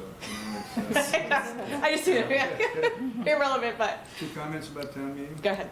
So, I think the district presentation was fantastic, and I know there was a lot of work behind it, and I think it was really significant, I think in kind of achieving the result. And Chelsea, I have to say that the way you answered those questions, I thought that was terrific also. So I think both of those components made a big difference, again, to getting us to the goal that we were hoping to achieve. So as the community superintendent, I just also want to echo your remarks, Chelsea, that we're very appreciative of voters who showed up, and regardless of what way they voted, they showed up and participated. We are definitely pleased with the outcome, and I think we have a lot of work ahead. And I also want to acknowledge everyone who helped create that presentation. There was a lot of feedback and input, not only from the central office leadership team, the school committee, but also people from the community who helped and gave critical feedback to make it a better, more effective presentation. So thank you to all involved. And I think the forums were very helpful for that reason. And I think where we started on whatever day it was the week before town meeting, we landed at a much better refined presentation. And I think that was very much due to the public feedback that we received. So I appreciate everybody who attended the forums and educated themselves prior to town meeting, as well as coming to town meeting. I was a little upset that they didn't include our superintendent in the test clicker, between the town clerk and the town moderator. But hey, it didn't seem fair that you got left out. But I would have requested a follicle count. So, like Greg said, now the work really begins. I mean, I think there's a lot that needs to be done. And so after our joint meeting last Tuesday, following special town meeting with select board, they authorized us to put the bid documents together for the Neary renovation project. So Becky has worked really hard to get us a draft for this evening. And do you mind putting it on the screen? Do you have that, or? I can get it up there. Please.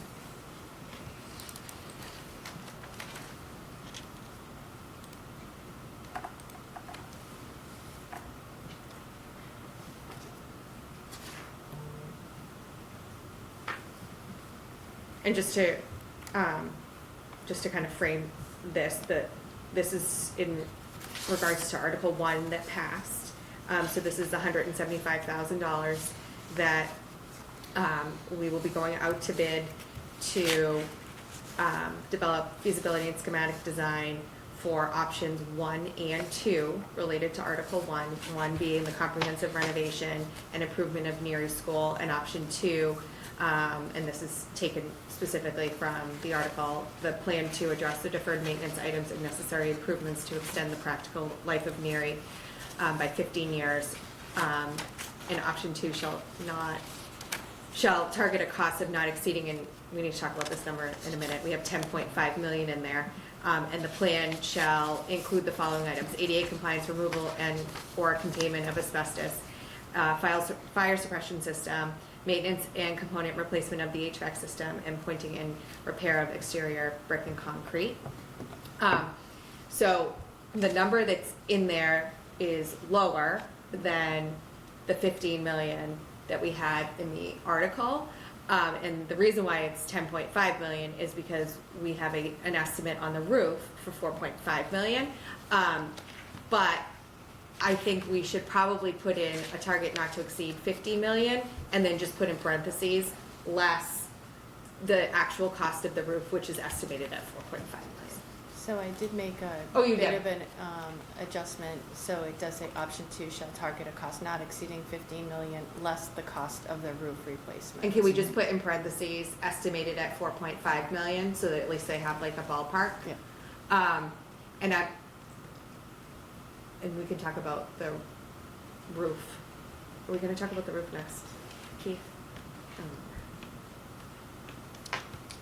That's further down on the Okay, agenda, it's but we further probably down. could move it up. Okay, so the roof timing, we should, we can go back to the full discussion on the roof, but for the roof timing, when would we have an actual number on the cost of the roof, do you think? If I were to guess, we haven't talked that through entirely. If we proceed as we are scheduled to right now, the snow being gone is good.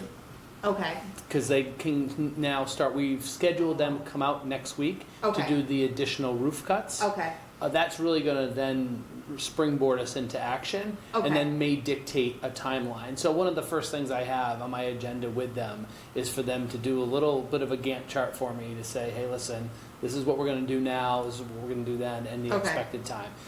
So if all of that initial stuff goes quickly, then the bid advertisement is only 2 weeks. So the Okay. day that we go out to bid, okay, with all the stuff, we will have results in 2 weeks from that time. Okay. So then we'll have a pretty good idea of what the number will be. Then it's really working with the contractor of when to schedule. Okay. So we need a meeting with Socotec, yeah, Yeah. really around from this point Yep. to final completion of the roof, and hear their Okay. schedule. But they do know that we have a summer timeline to get this roof installed, so yeah. they are Very much so. also And aware obviously, of that. we still have to have the ballot passed too, Correct. but. Right.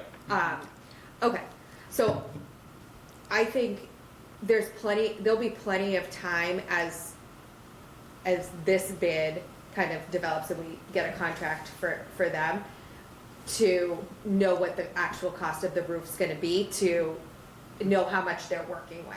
I guess that's what I was getting at. Thank you. Okay. Yeah, You ready for comments on on the bid? bid? Yeah. So option 2, language. Yeah, So I think that we've accepted the fact that it needs to say it's a target, yes, not exceeding 15 million. And it also is focused on deferred maintenance items and necessary improvements to extend the practical life for 15 years. mm-hmm, So then we go forward and we pick 5 items. And Mhm. is it really sensible to basically limit, I mean, we've already limited the charge, if you will, or whatever it is, to saying we need to address any necessary improvements. Mm-hmm. We need to have a target cost of not exceeding 15 million. But why wouldn't we want to say the plan shall include but not be limited to the following items? Because maybe the person that's actually Yeah. doing, it's going to do this work, you know, is going to say, whoa, you know, something, here's an item that's really necessary to extend the Yeah. practical life for 15 years. So I think there's a couple things. I think that depending on the scope of work with the roof could trigger other things other than just ADA. I think that's a possibility, right? I agree. And I think the wording, I mean, I don't have an issue with adding in, but not limited to, but I read it as the plan shall include the following, like meaning at least, not just this list. And this does mirror the warrant language. Yeah. Right. Yeah. So you think that there's an assumed, I like the idea of adding, but not limited to. Yeah, I think that's fine. It's easy. yeah, I think if it's there, Yeah. well, you can basically say, look, it sort of says that anyway, but let's be clearer about it, just in case Yeah. we don't want to get into a semantic discussion on what include means. Right. Live editing. Well, you might go include, but not be limited to. You might put that, shall include but not be limited to before the following, you know, the following items, in between include and the, Mm-hmm.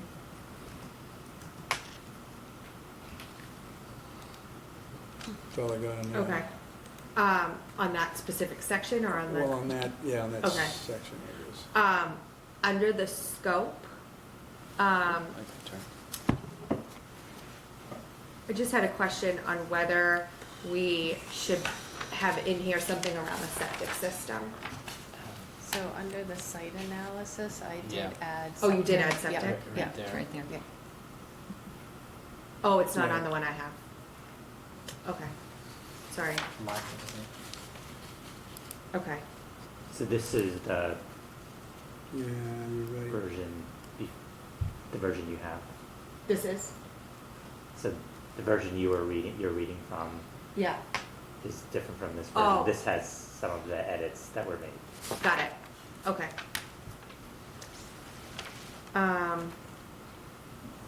Okay.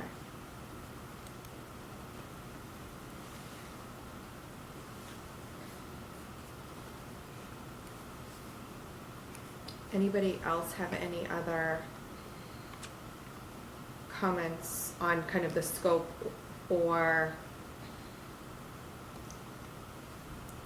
So Yeah, will Denise. each item under that be enumerated with a specific cost so that one can read exactly what each cost will be? So Yeah. if those items exceed the 10 million or 15, including the roof, people can see what the actual cost Yeah. is of each item. It's sort of like a la carte. Are you talking about the first list of 5 or whatever, Yeah. 5 I or think 5 it could, plus? I think it could Okay. potentially be more than the five, like if something Right. else needs to be done to the building, you could potentially have a list of 7 Right. things here. And yes, I Okay. think it would list out what it is. But as presumably, those items would also be listed as part of a total cost related to option 1. Exactly. Right, so so option 2 is gonna be a pullout, for lack of a better word, of option 1 on what could get triggered, or what's necessary to, be replaced in the building, Thank you. yeah.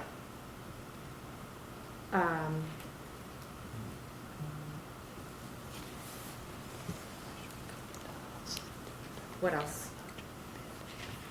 You wanna talk about the timeline? Well, as far as the schedule? Yes. or the- I have no idea how realistic, I mean, obviously. I just that might be- also just acknowledge Becky.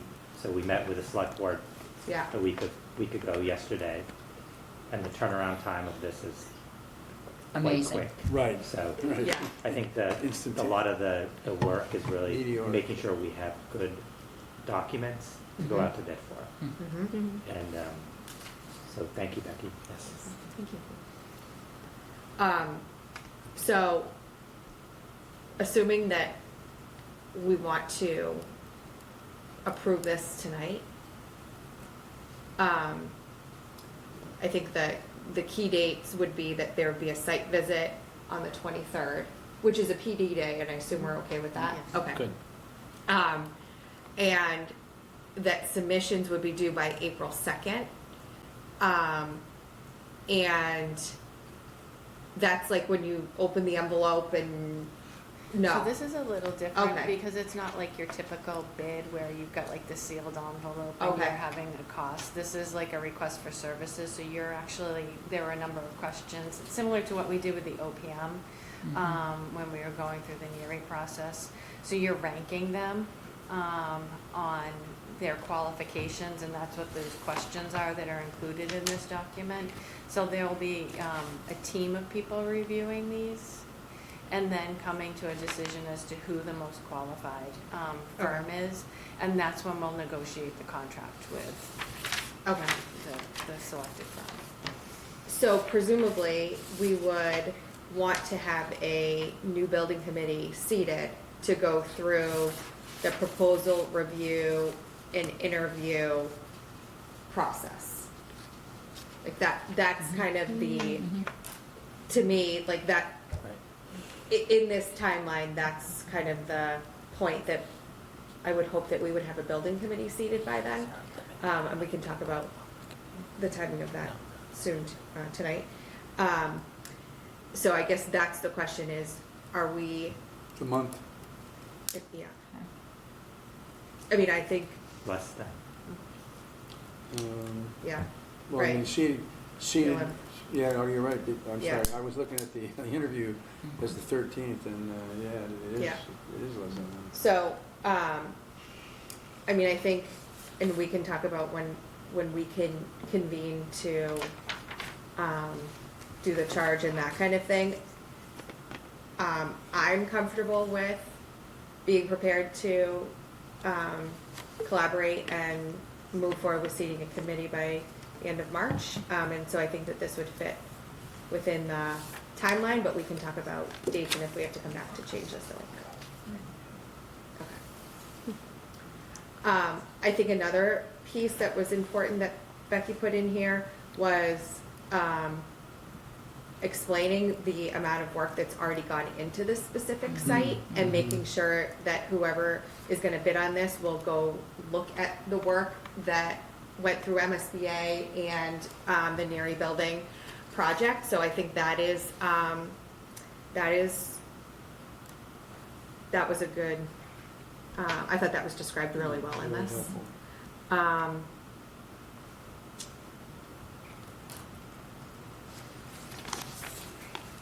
Does anybody have any other comments? To your point, that's why the number is what it is, because it's reflected with all of the work that was done previously. Correct. Or it would be much higher. Mhm. Right. And I mean, I think this calls out kind of the main areas in the building that are maybe not the most efficient use of space today, and I think that's important too. So I'm comfortable with moving forward with this. I think you did a great job. Yeah. Very It's a good really job. good job, Yeah. very good job. In a short amount of time. Mm-hmm. Yeah. All right, so let's talk about the building committee, and then we can come back once we kind of iron that out and approve the doc. Okay, so after our meeting last Tuesday with Select Board, we were scheduled to meet with them last night, but they have asked to move that till next Tuesday. So in the meantime, we have a draft charge to talk about this evening. And the charge is under the purview of Select Board to vote on, so like, it's not really our purview to vote on the charge specifically. However, I think it would make sense for us to be in agreement with the draft or make any edits that we would like to suggest, and then bring that back to select board. They are meeting on Tuesday about this, and I can either convey our comments to them, or we can post a meeting to join them to talk about this. So that's kind of where we're at with this one. The draft charge, I think there's just probably two areas. Yeah, I have a problem with showing one of them in there. So, Okay. So, do you want to go first, or do you want me to go? well, the one I have a problem with is the organization. It's very unusual to have the chair designated before the committee gets a chance to Yeah. designate its own chair. Yeah, so I think we just take that out. So I think that really should be removed. That's fine. So we'll take that out and have that be, it'll be up to the committee to. Pretty much similar language to the vice chair, I think, right? It's, Yeah.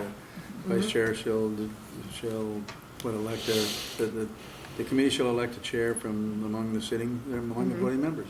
Yep. Okay. So that was one of the ones I was gonna say. Okay. And then the other one is related to the membership. So we agreed with select board that we were gonna look to appoint 5 voting members, and they did not have to be specifically affiliated with or sit on another board or committee present right now.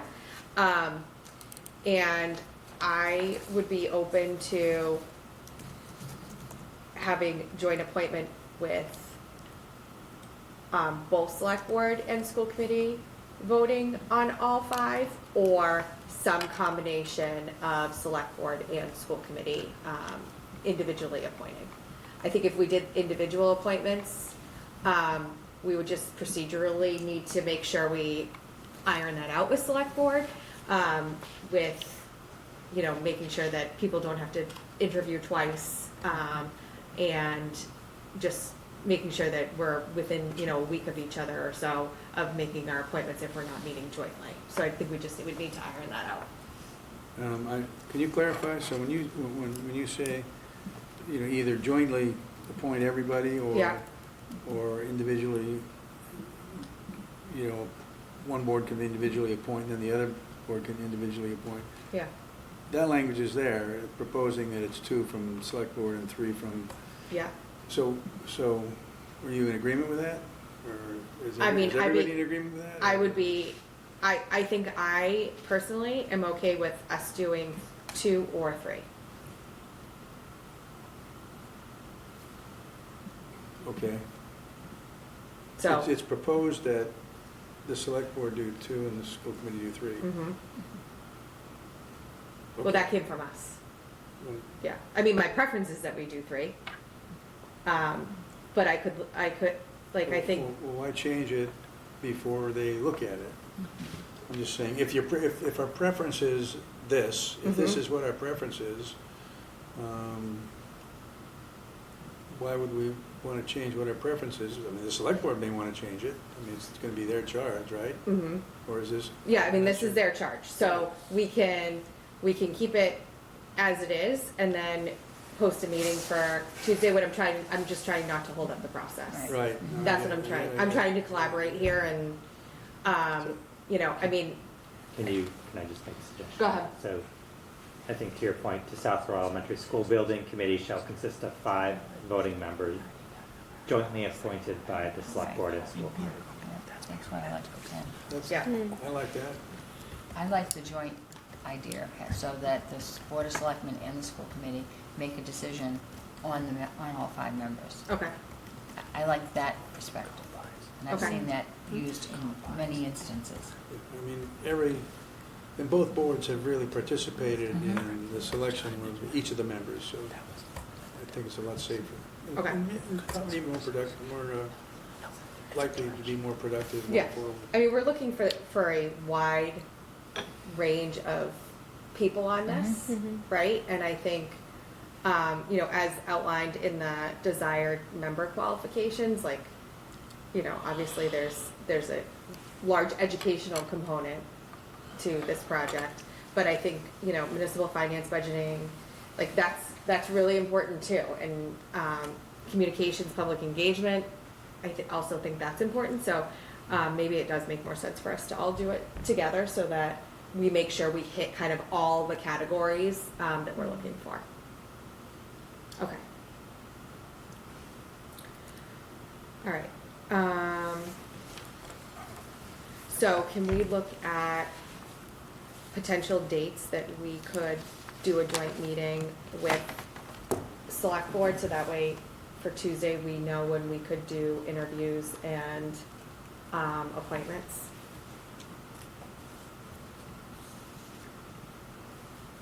So I'm thinking,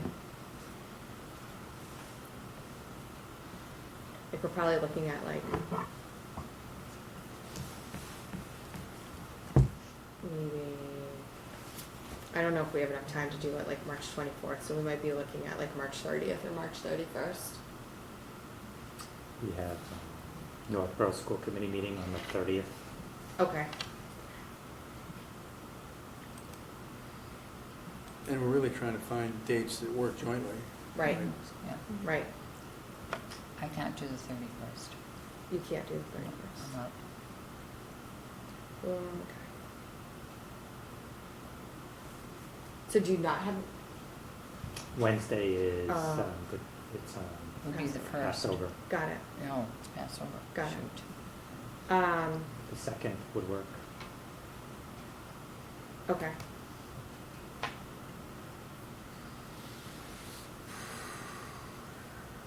No, Oh, no, that's fine. Oh. That's fine. Laura, Mm-hmm. Yeah. okay. I'm not exactly sure how long we have to advertise for it. I can try to find out on that. If we, all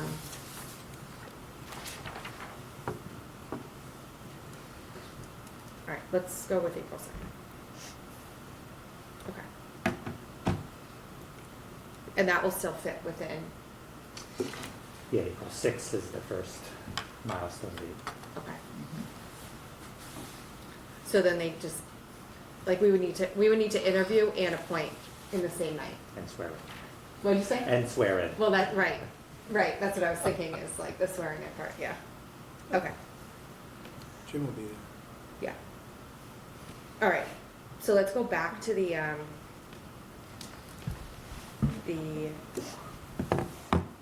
bid doc. And now that we kind of have somewhat of a path, are we comfortable with voting on the bid doc so we can at least get those out?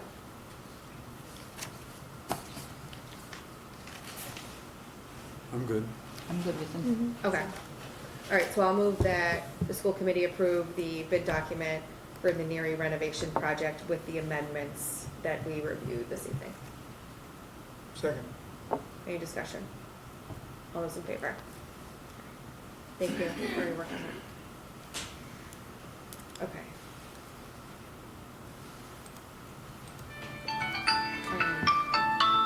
All right. It's on mute. I gotta work. See? It's on mute. So next is the new principal appointments. Sure, so we're very excited to welcome Tom Collette as the next Neary building principal, and Deb Lemieux, who will be the next Finn principal. So they are already in the process of working with central office leadership team and school staff to get acquainted with our system. I know that they'll be available during step-up days. They'll be visiting, I know Tom will be visiting Woodward, third grade, welcoming the third graders to fourth grade. And I know Deb Lemieux has already started working with Finn faculty and staff and Principal Ryan just to start the process of onboarding. So we're very excited, and there'll be many opportunities for faculty and staff and students and families to engage with Tom and Deb over the next several months. Great, thank you. Next, we just need to revote our municipal technology committee school rep because the time lapsed for the appointment, or for the swearing in. So I'm gonna move that the school committee appoint Megan Hanley as the school committee representative to the Municipal Technology Committee. Second. Any discussion? All in favor? Thank you. Try to your roof, MSBA status update. Yes.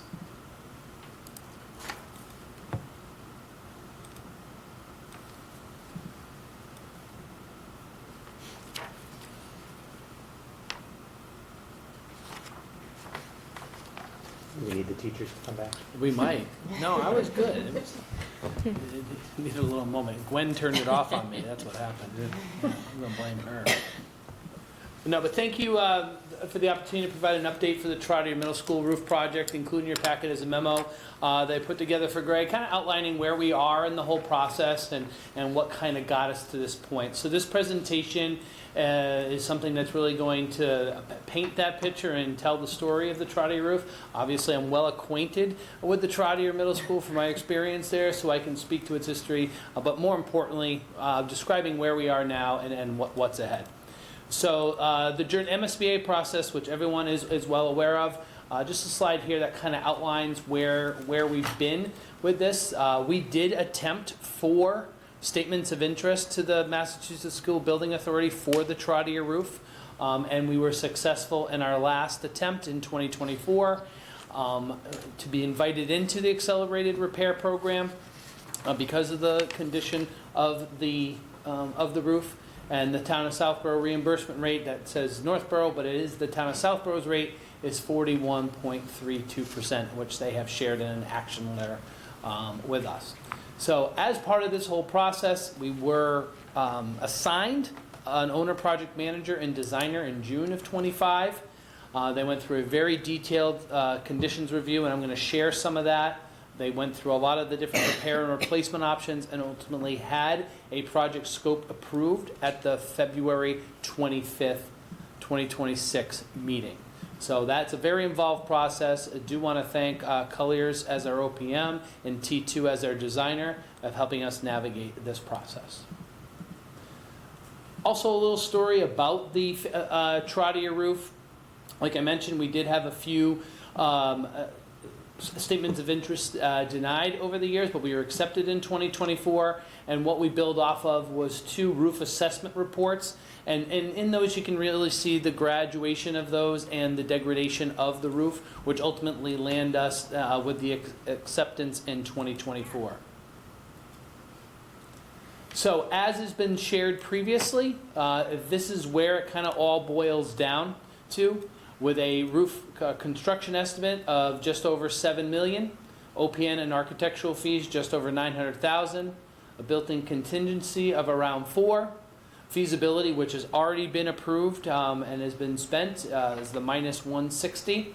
The gross total for what could be eligible for reimbursement is estimated at just over $8.8 million, with an estimated MSBA grant of just over $3.4 million, which would leave $5.3 as the net burden to the town once the project is complete. And again, this is at a reimbursement rate of 41.32%.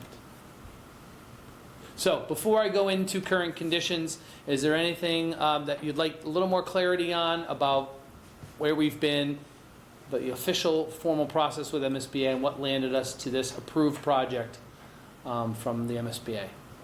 Do you know why we were denied the first couple times? Couple of reasons. One, it's a competitive process, as we talked about before.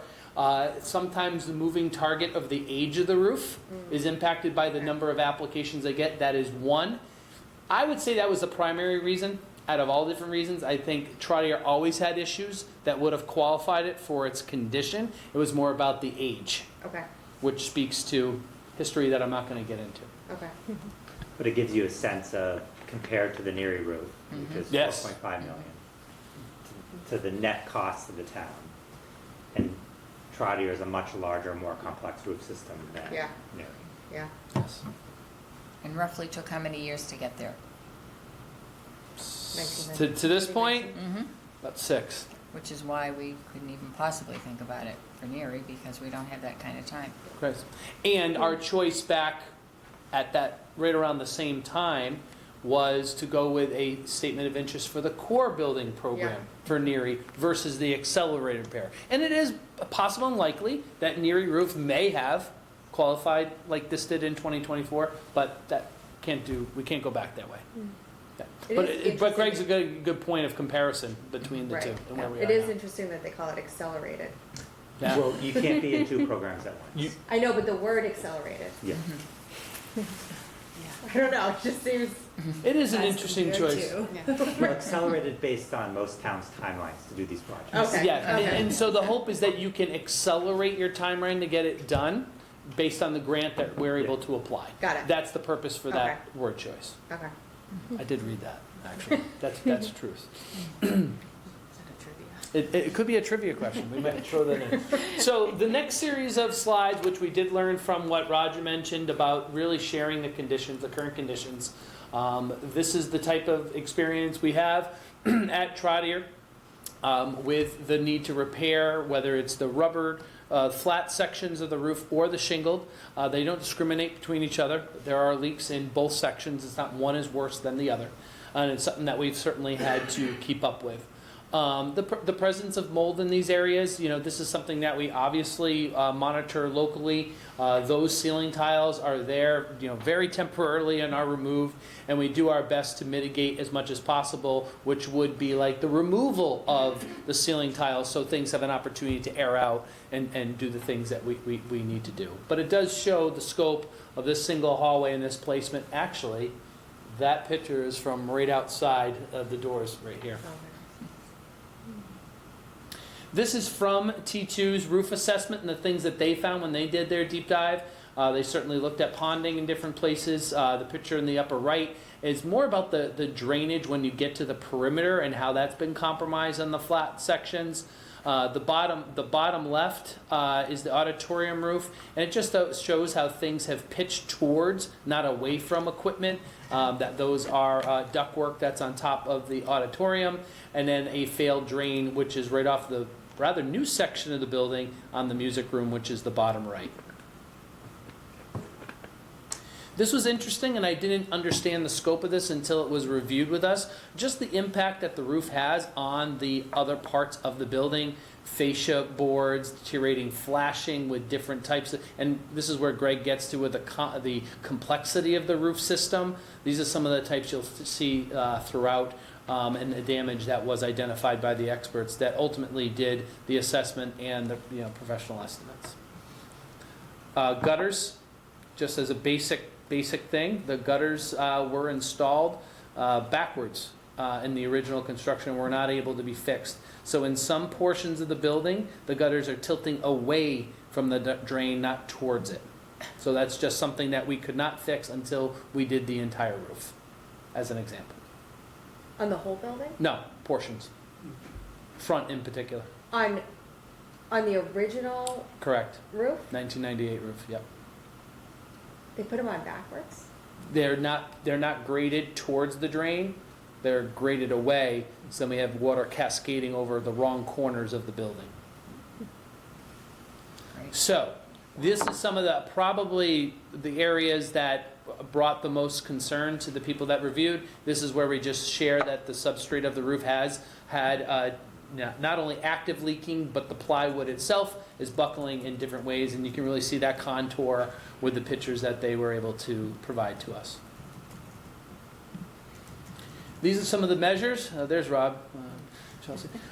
So some of the measures we have to take to divert the interior conditions to prevent mold and make things functional is when we have certain types of storms, we do access these drains to divert water away because we know that it's going to come. So this is rather predictable with certain sections of the buildings, and we have set up systems to control it to the best of our ability. But with this, you can obviously see that this is a disruption to the educational environment, as well as certainly something that our facilities team has had to keep a very close eye on. What room is that on the right? 243. What? A reading specialist. And that is an original section of the building, that's not one of the newer sections of the Okay. building. Is that where we're seeing the most of these issues? Currently, it originally was the front of the building, the 6th grade wing, that was the worst, but we did a rather significant repair 3 years ago, give or take. Is that Okay. 3 years ago? Where we were able to replace all the way down to the decking and shingling with the water vapor. That really has helped. That was the worst. This was probably the second area. The other area that was most compromised was right around the elevator shaft. And the 6th grade wing is a newer wing or no? It is not, it's Oh, original. that's original? Mhm. Okay. Original to 1998. Original 98. And so this roof is fairly young, like in Yes, terms it of, is. Yeah. The addition was done in 2001, so the roof is 28 years old. Yeah. Wow. So we've been experiencing leaks and failure with this roof for the past decade. At least. It's really it escalated about a decade ago. You know, Greg and I have reviewed that, and obviously I lived it. That's when we Right. started to see the frequency of roots and the location of the leaks really increase. So as we're talking about putting two 30-year roofs on two of our buildings, right? Like, I assume that this has a 30-year roof, and we're, Plus, I think it's 40. so we didn't even make it 20?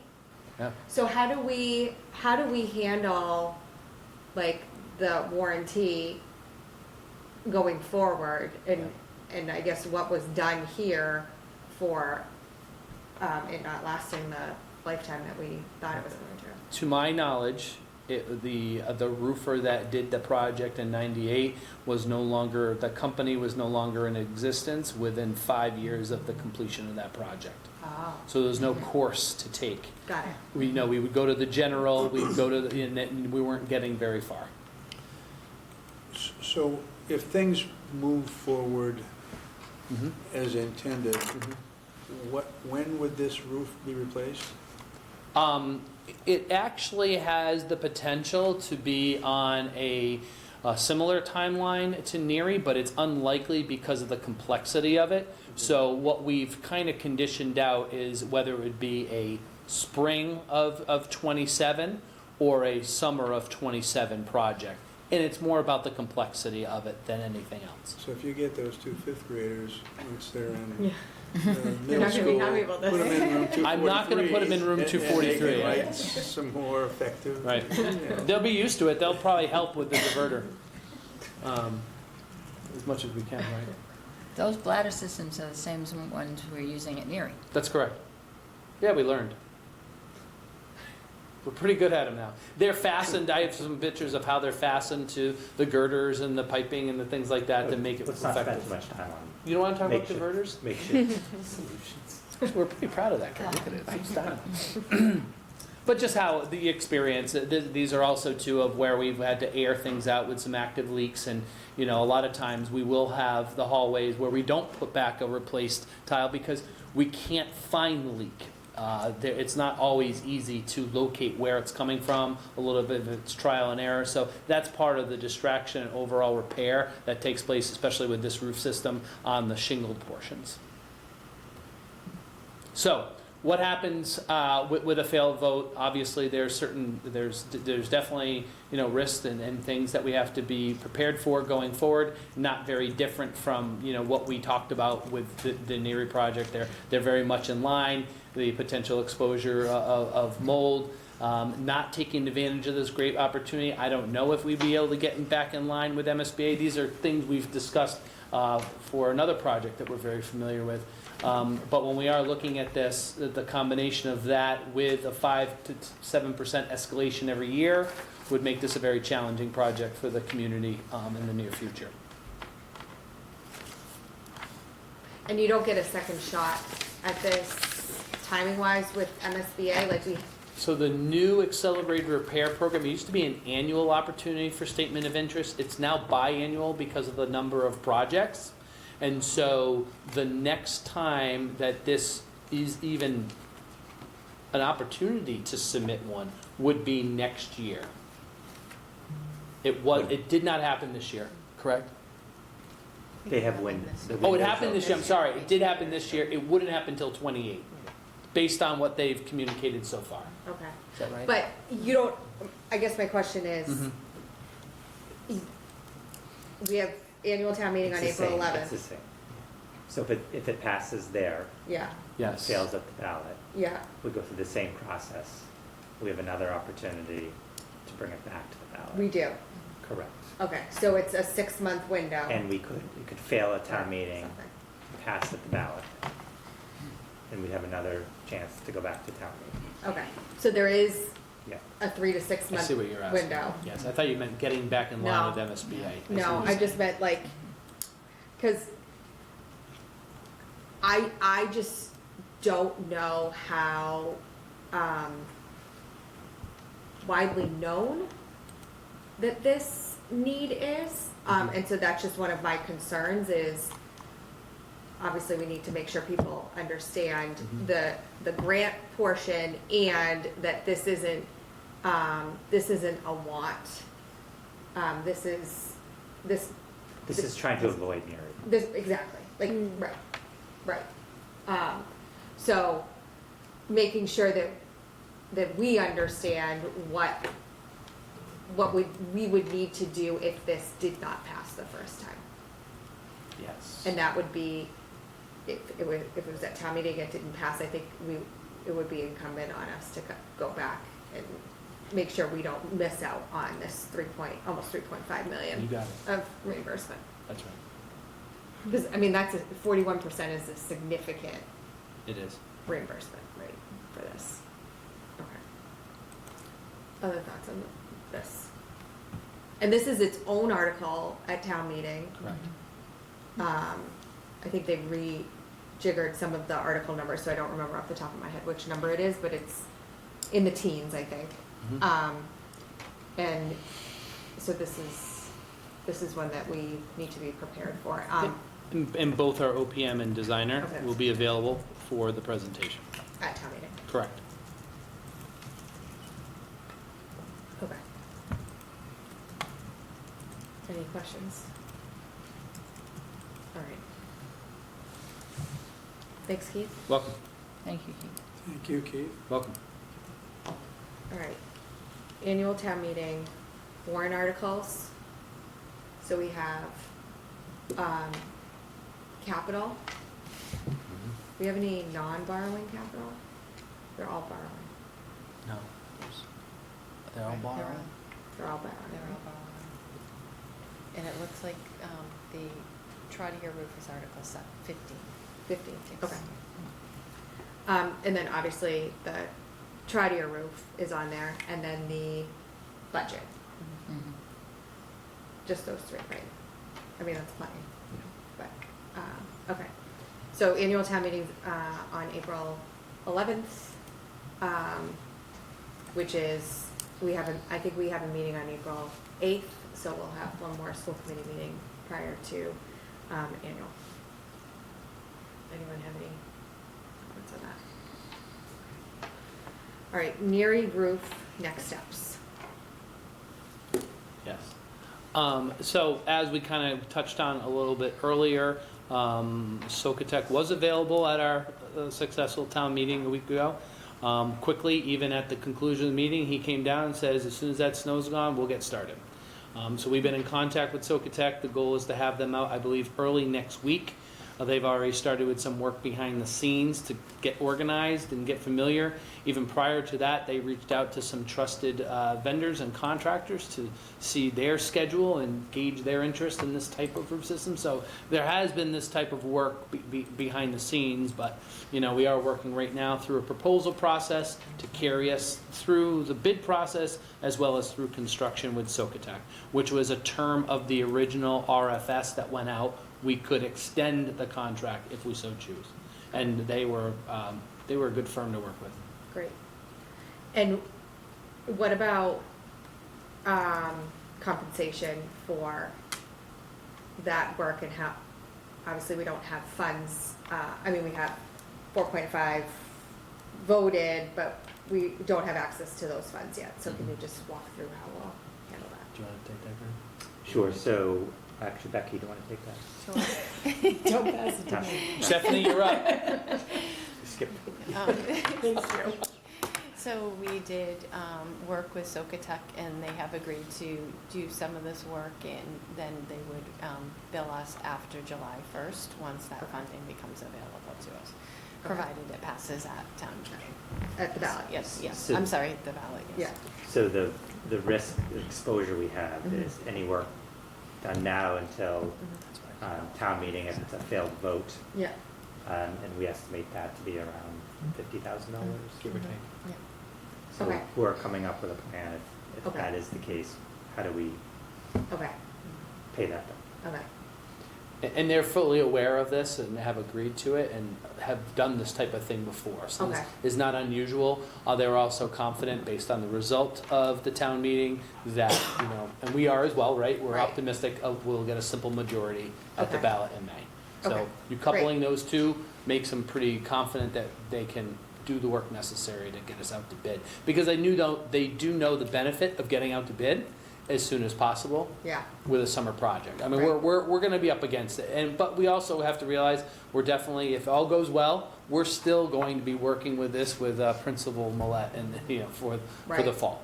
Right. That will right, happen. that's, yes. Welcome. What? Welcome, here's a new room. Yeah. Yeah. So it's a good problem to have. Yes, much Like, better than we'd the rather have alternative. that. That or diverters, I mean, it's Right. it's a physics Right. experiment. Okay, and he's well aware of what's going on, so. He will be. Yeah. He watched the town meeting. Okay, good, Too. okay, good, Yeah, he did. I remember all right, him saying that. okay.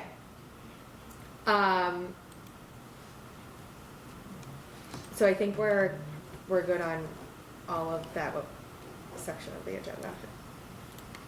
Did I do everything I was supposed to I do? think we're good. All right. Okay. Superintendent's report to the This is committee. gonna have to be riveting to keep our attention. Yeah, so I'll be Sorry. quick.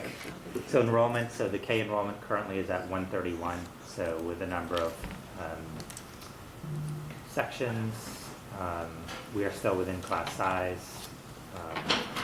And then other grade levels, I think we are in a good place at this point in time. So we're continuing to monitor kindergarten enrollment. So we're at 131 right now. Yep, So are we gonna change the, yes, I Okay. just noticed that.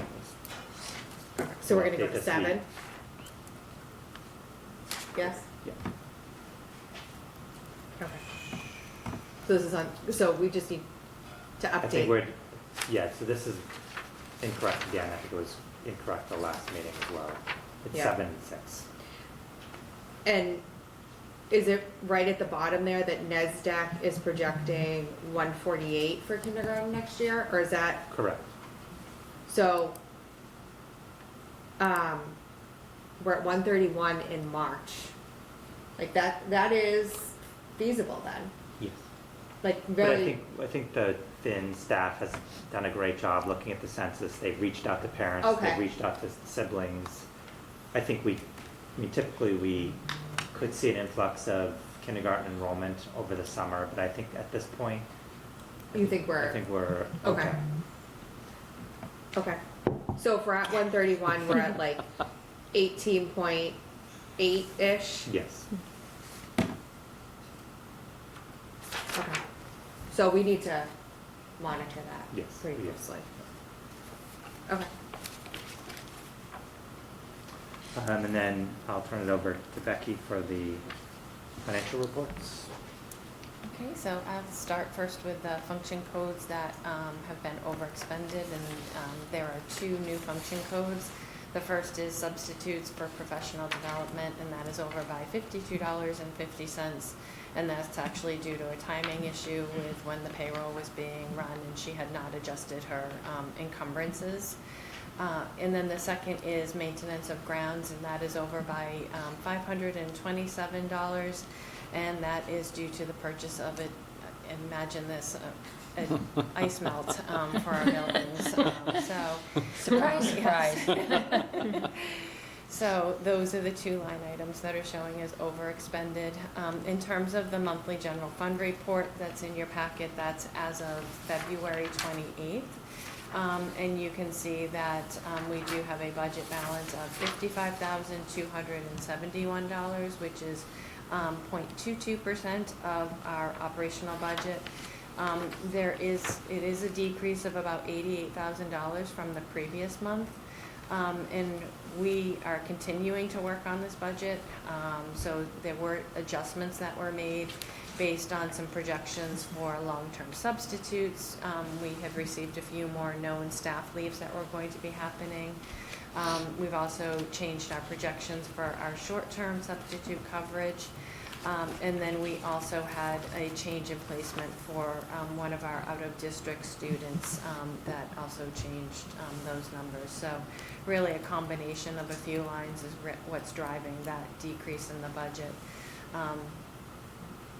You know, it is something that we are monitoring daily, if not weekly. I'm sorry, weekly, if not daily. Hourly. Hourly. And so we are being very careful about all of our purchases that are being made, and the principals have been wonderful and have really been working with us on this. So at this point in time, I would request that the school committee vote to approve the line items as well as the budget, and I'm happy to answer any questions about the budget. Questions? All right. I'll move that the school committee vote to accept the FY26 monthly general fund report as of February 28, 2026 until audited, and approve the function codes listed this evening that have been overexpended in FY26. Second. Any discussion? All in favor? 4-0. Thank you.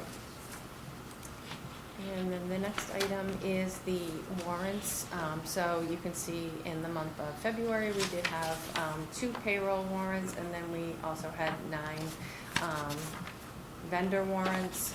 And so the committee has been provided with what each of those warrant amounts were, and they have all been approved through DocuSign. You need us to vote these, right? I'm sorry. You need us to vote Yes, these? yes. Okay. Anybody have any questions on this? All right, I'll move that we approve the FY26 public school warrants for the month of February. Second. Oh, wait. No. For the ones listed, I amend my motion for the warrant, payroll and warrants listed this evening. Second. Any discussion? All those in favor? Thank you. Okay. Capital plan. So we discussed some edits. We did update the plan at the February meeting, but as a result of the town meeting earlier this month, we wanted to make some modifications. And basically it's the removal of what would have been Article 2 and 3 and the refining of the trottier roof, and the accepted amount of $4.5 million for the Neary roof for FY27. So it aligns with what that result of that meeting was, to help to be clear, and it's helping the town with building the warrants and things of that nature. So the plan updates will provide that. And do you want to move ADA to an out year? Yeah, so we were thinking of moving that out to 28, just so we know that it won't happen in 27, just to be clear about where we are with those types of improvements. And obviously, hopefully, other improvements are going to result with the future renovation. Okay. All right. So we'll have a revised one to vote on in April? Is that how you would want to do it? Do you want to try to? Yeah, that'd be fine. Is that okay? All right. That'd be fine. Everybody go with that? Okay. Revolving fund accounts.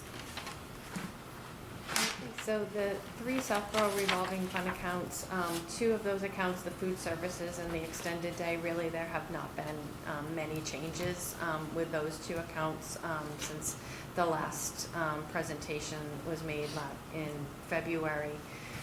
The one account that I did want to bring to the committee's attention was the facility rental account. I misspoke at last month's meeting because I had indicated that the $80,000 for the Socotec was already included in that number because I had approved the PO, and so I thought that that was included in there, but that was actually entered in January. And so since we're a couple months behind on this report, I had missed that. So you can see that our anticipated fund balance right now is about $24,000.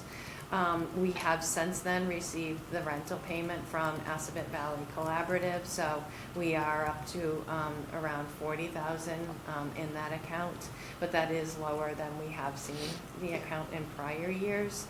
I also provided the committee with a breakdown of what has been expended as of February 2026. And you can see that we have paid out a total of $97,000. We still have about $95,000 remaining, which the bulk of that is the Neary roof, the 85.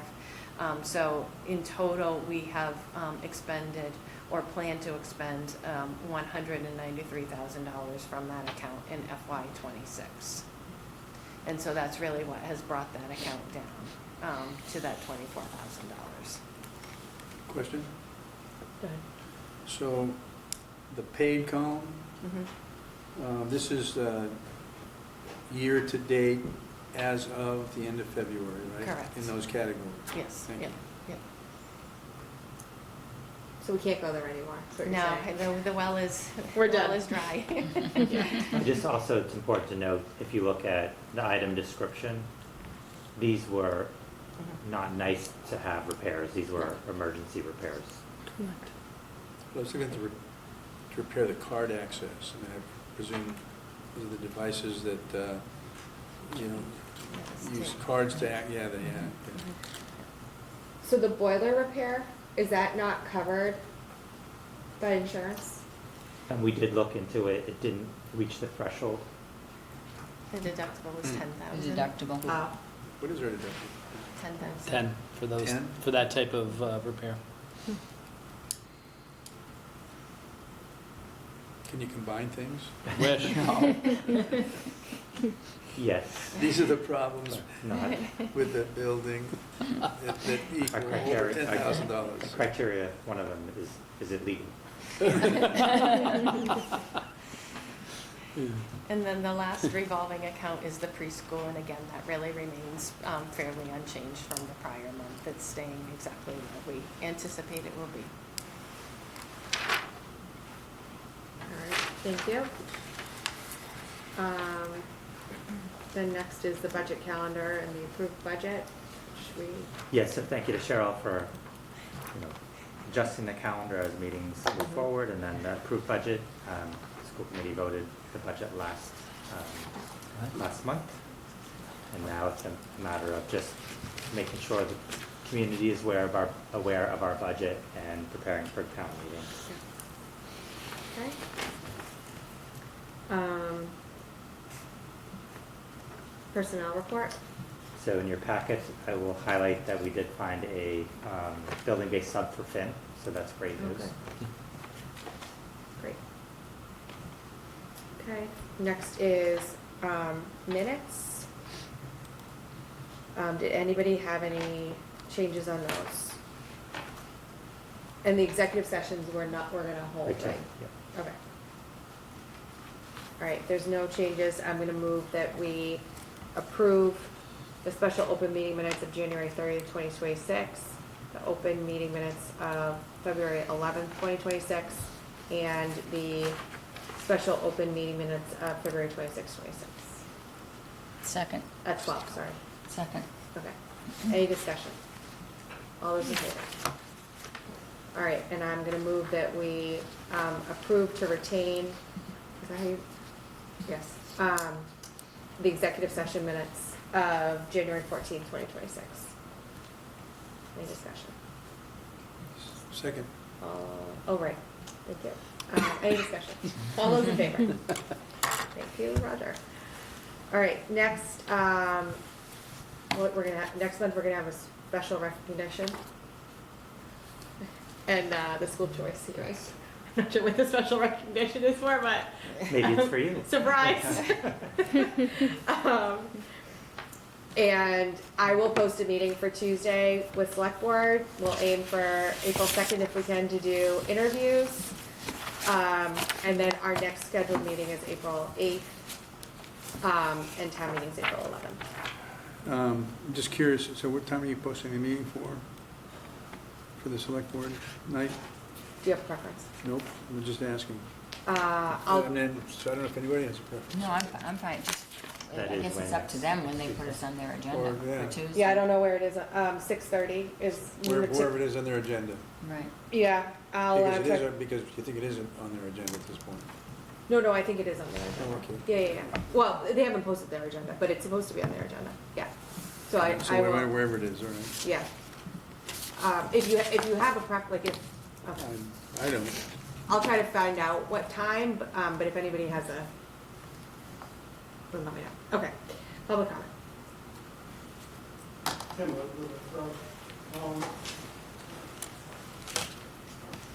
I don't want to denigrate the effort that went into the presentation and getting the votes out of the special town meeting, but I think the communications for that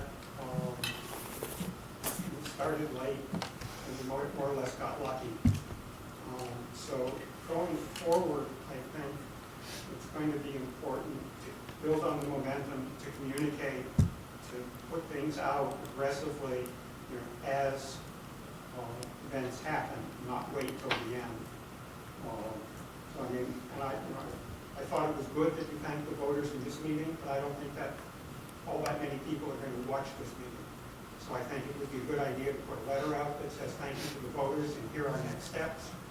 And then, on a regular basis, as things happen, keep the voters informed so that it doesn't pile up at the end and become an opportunity for mischief or misunderstanding.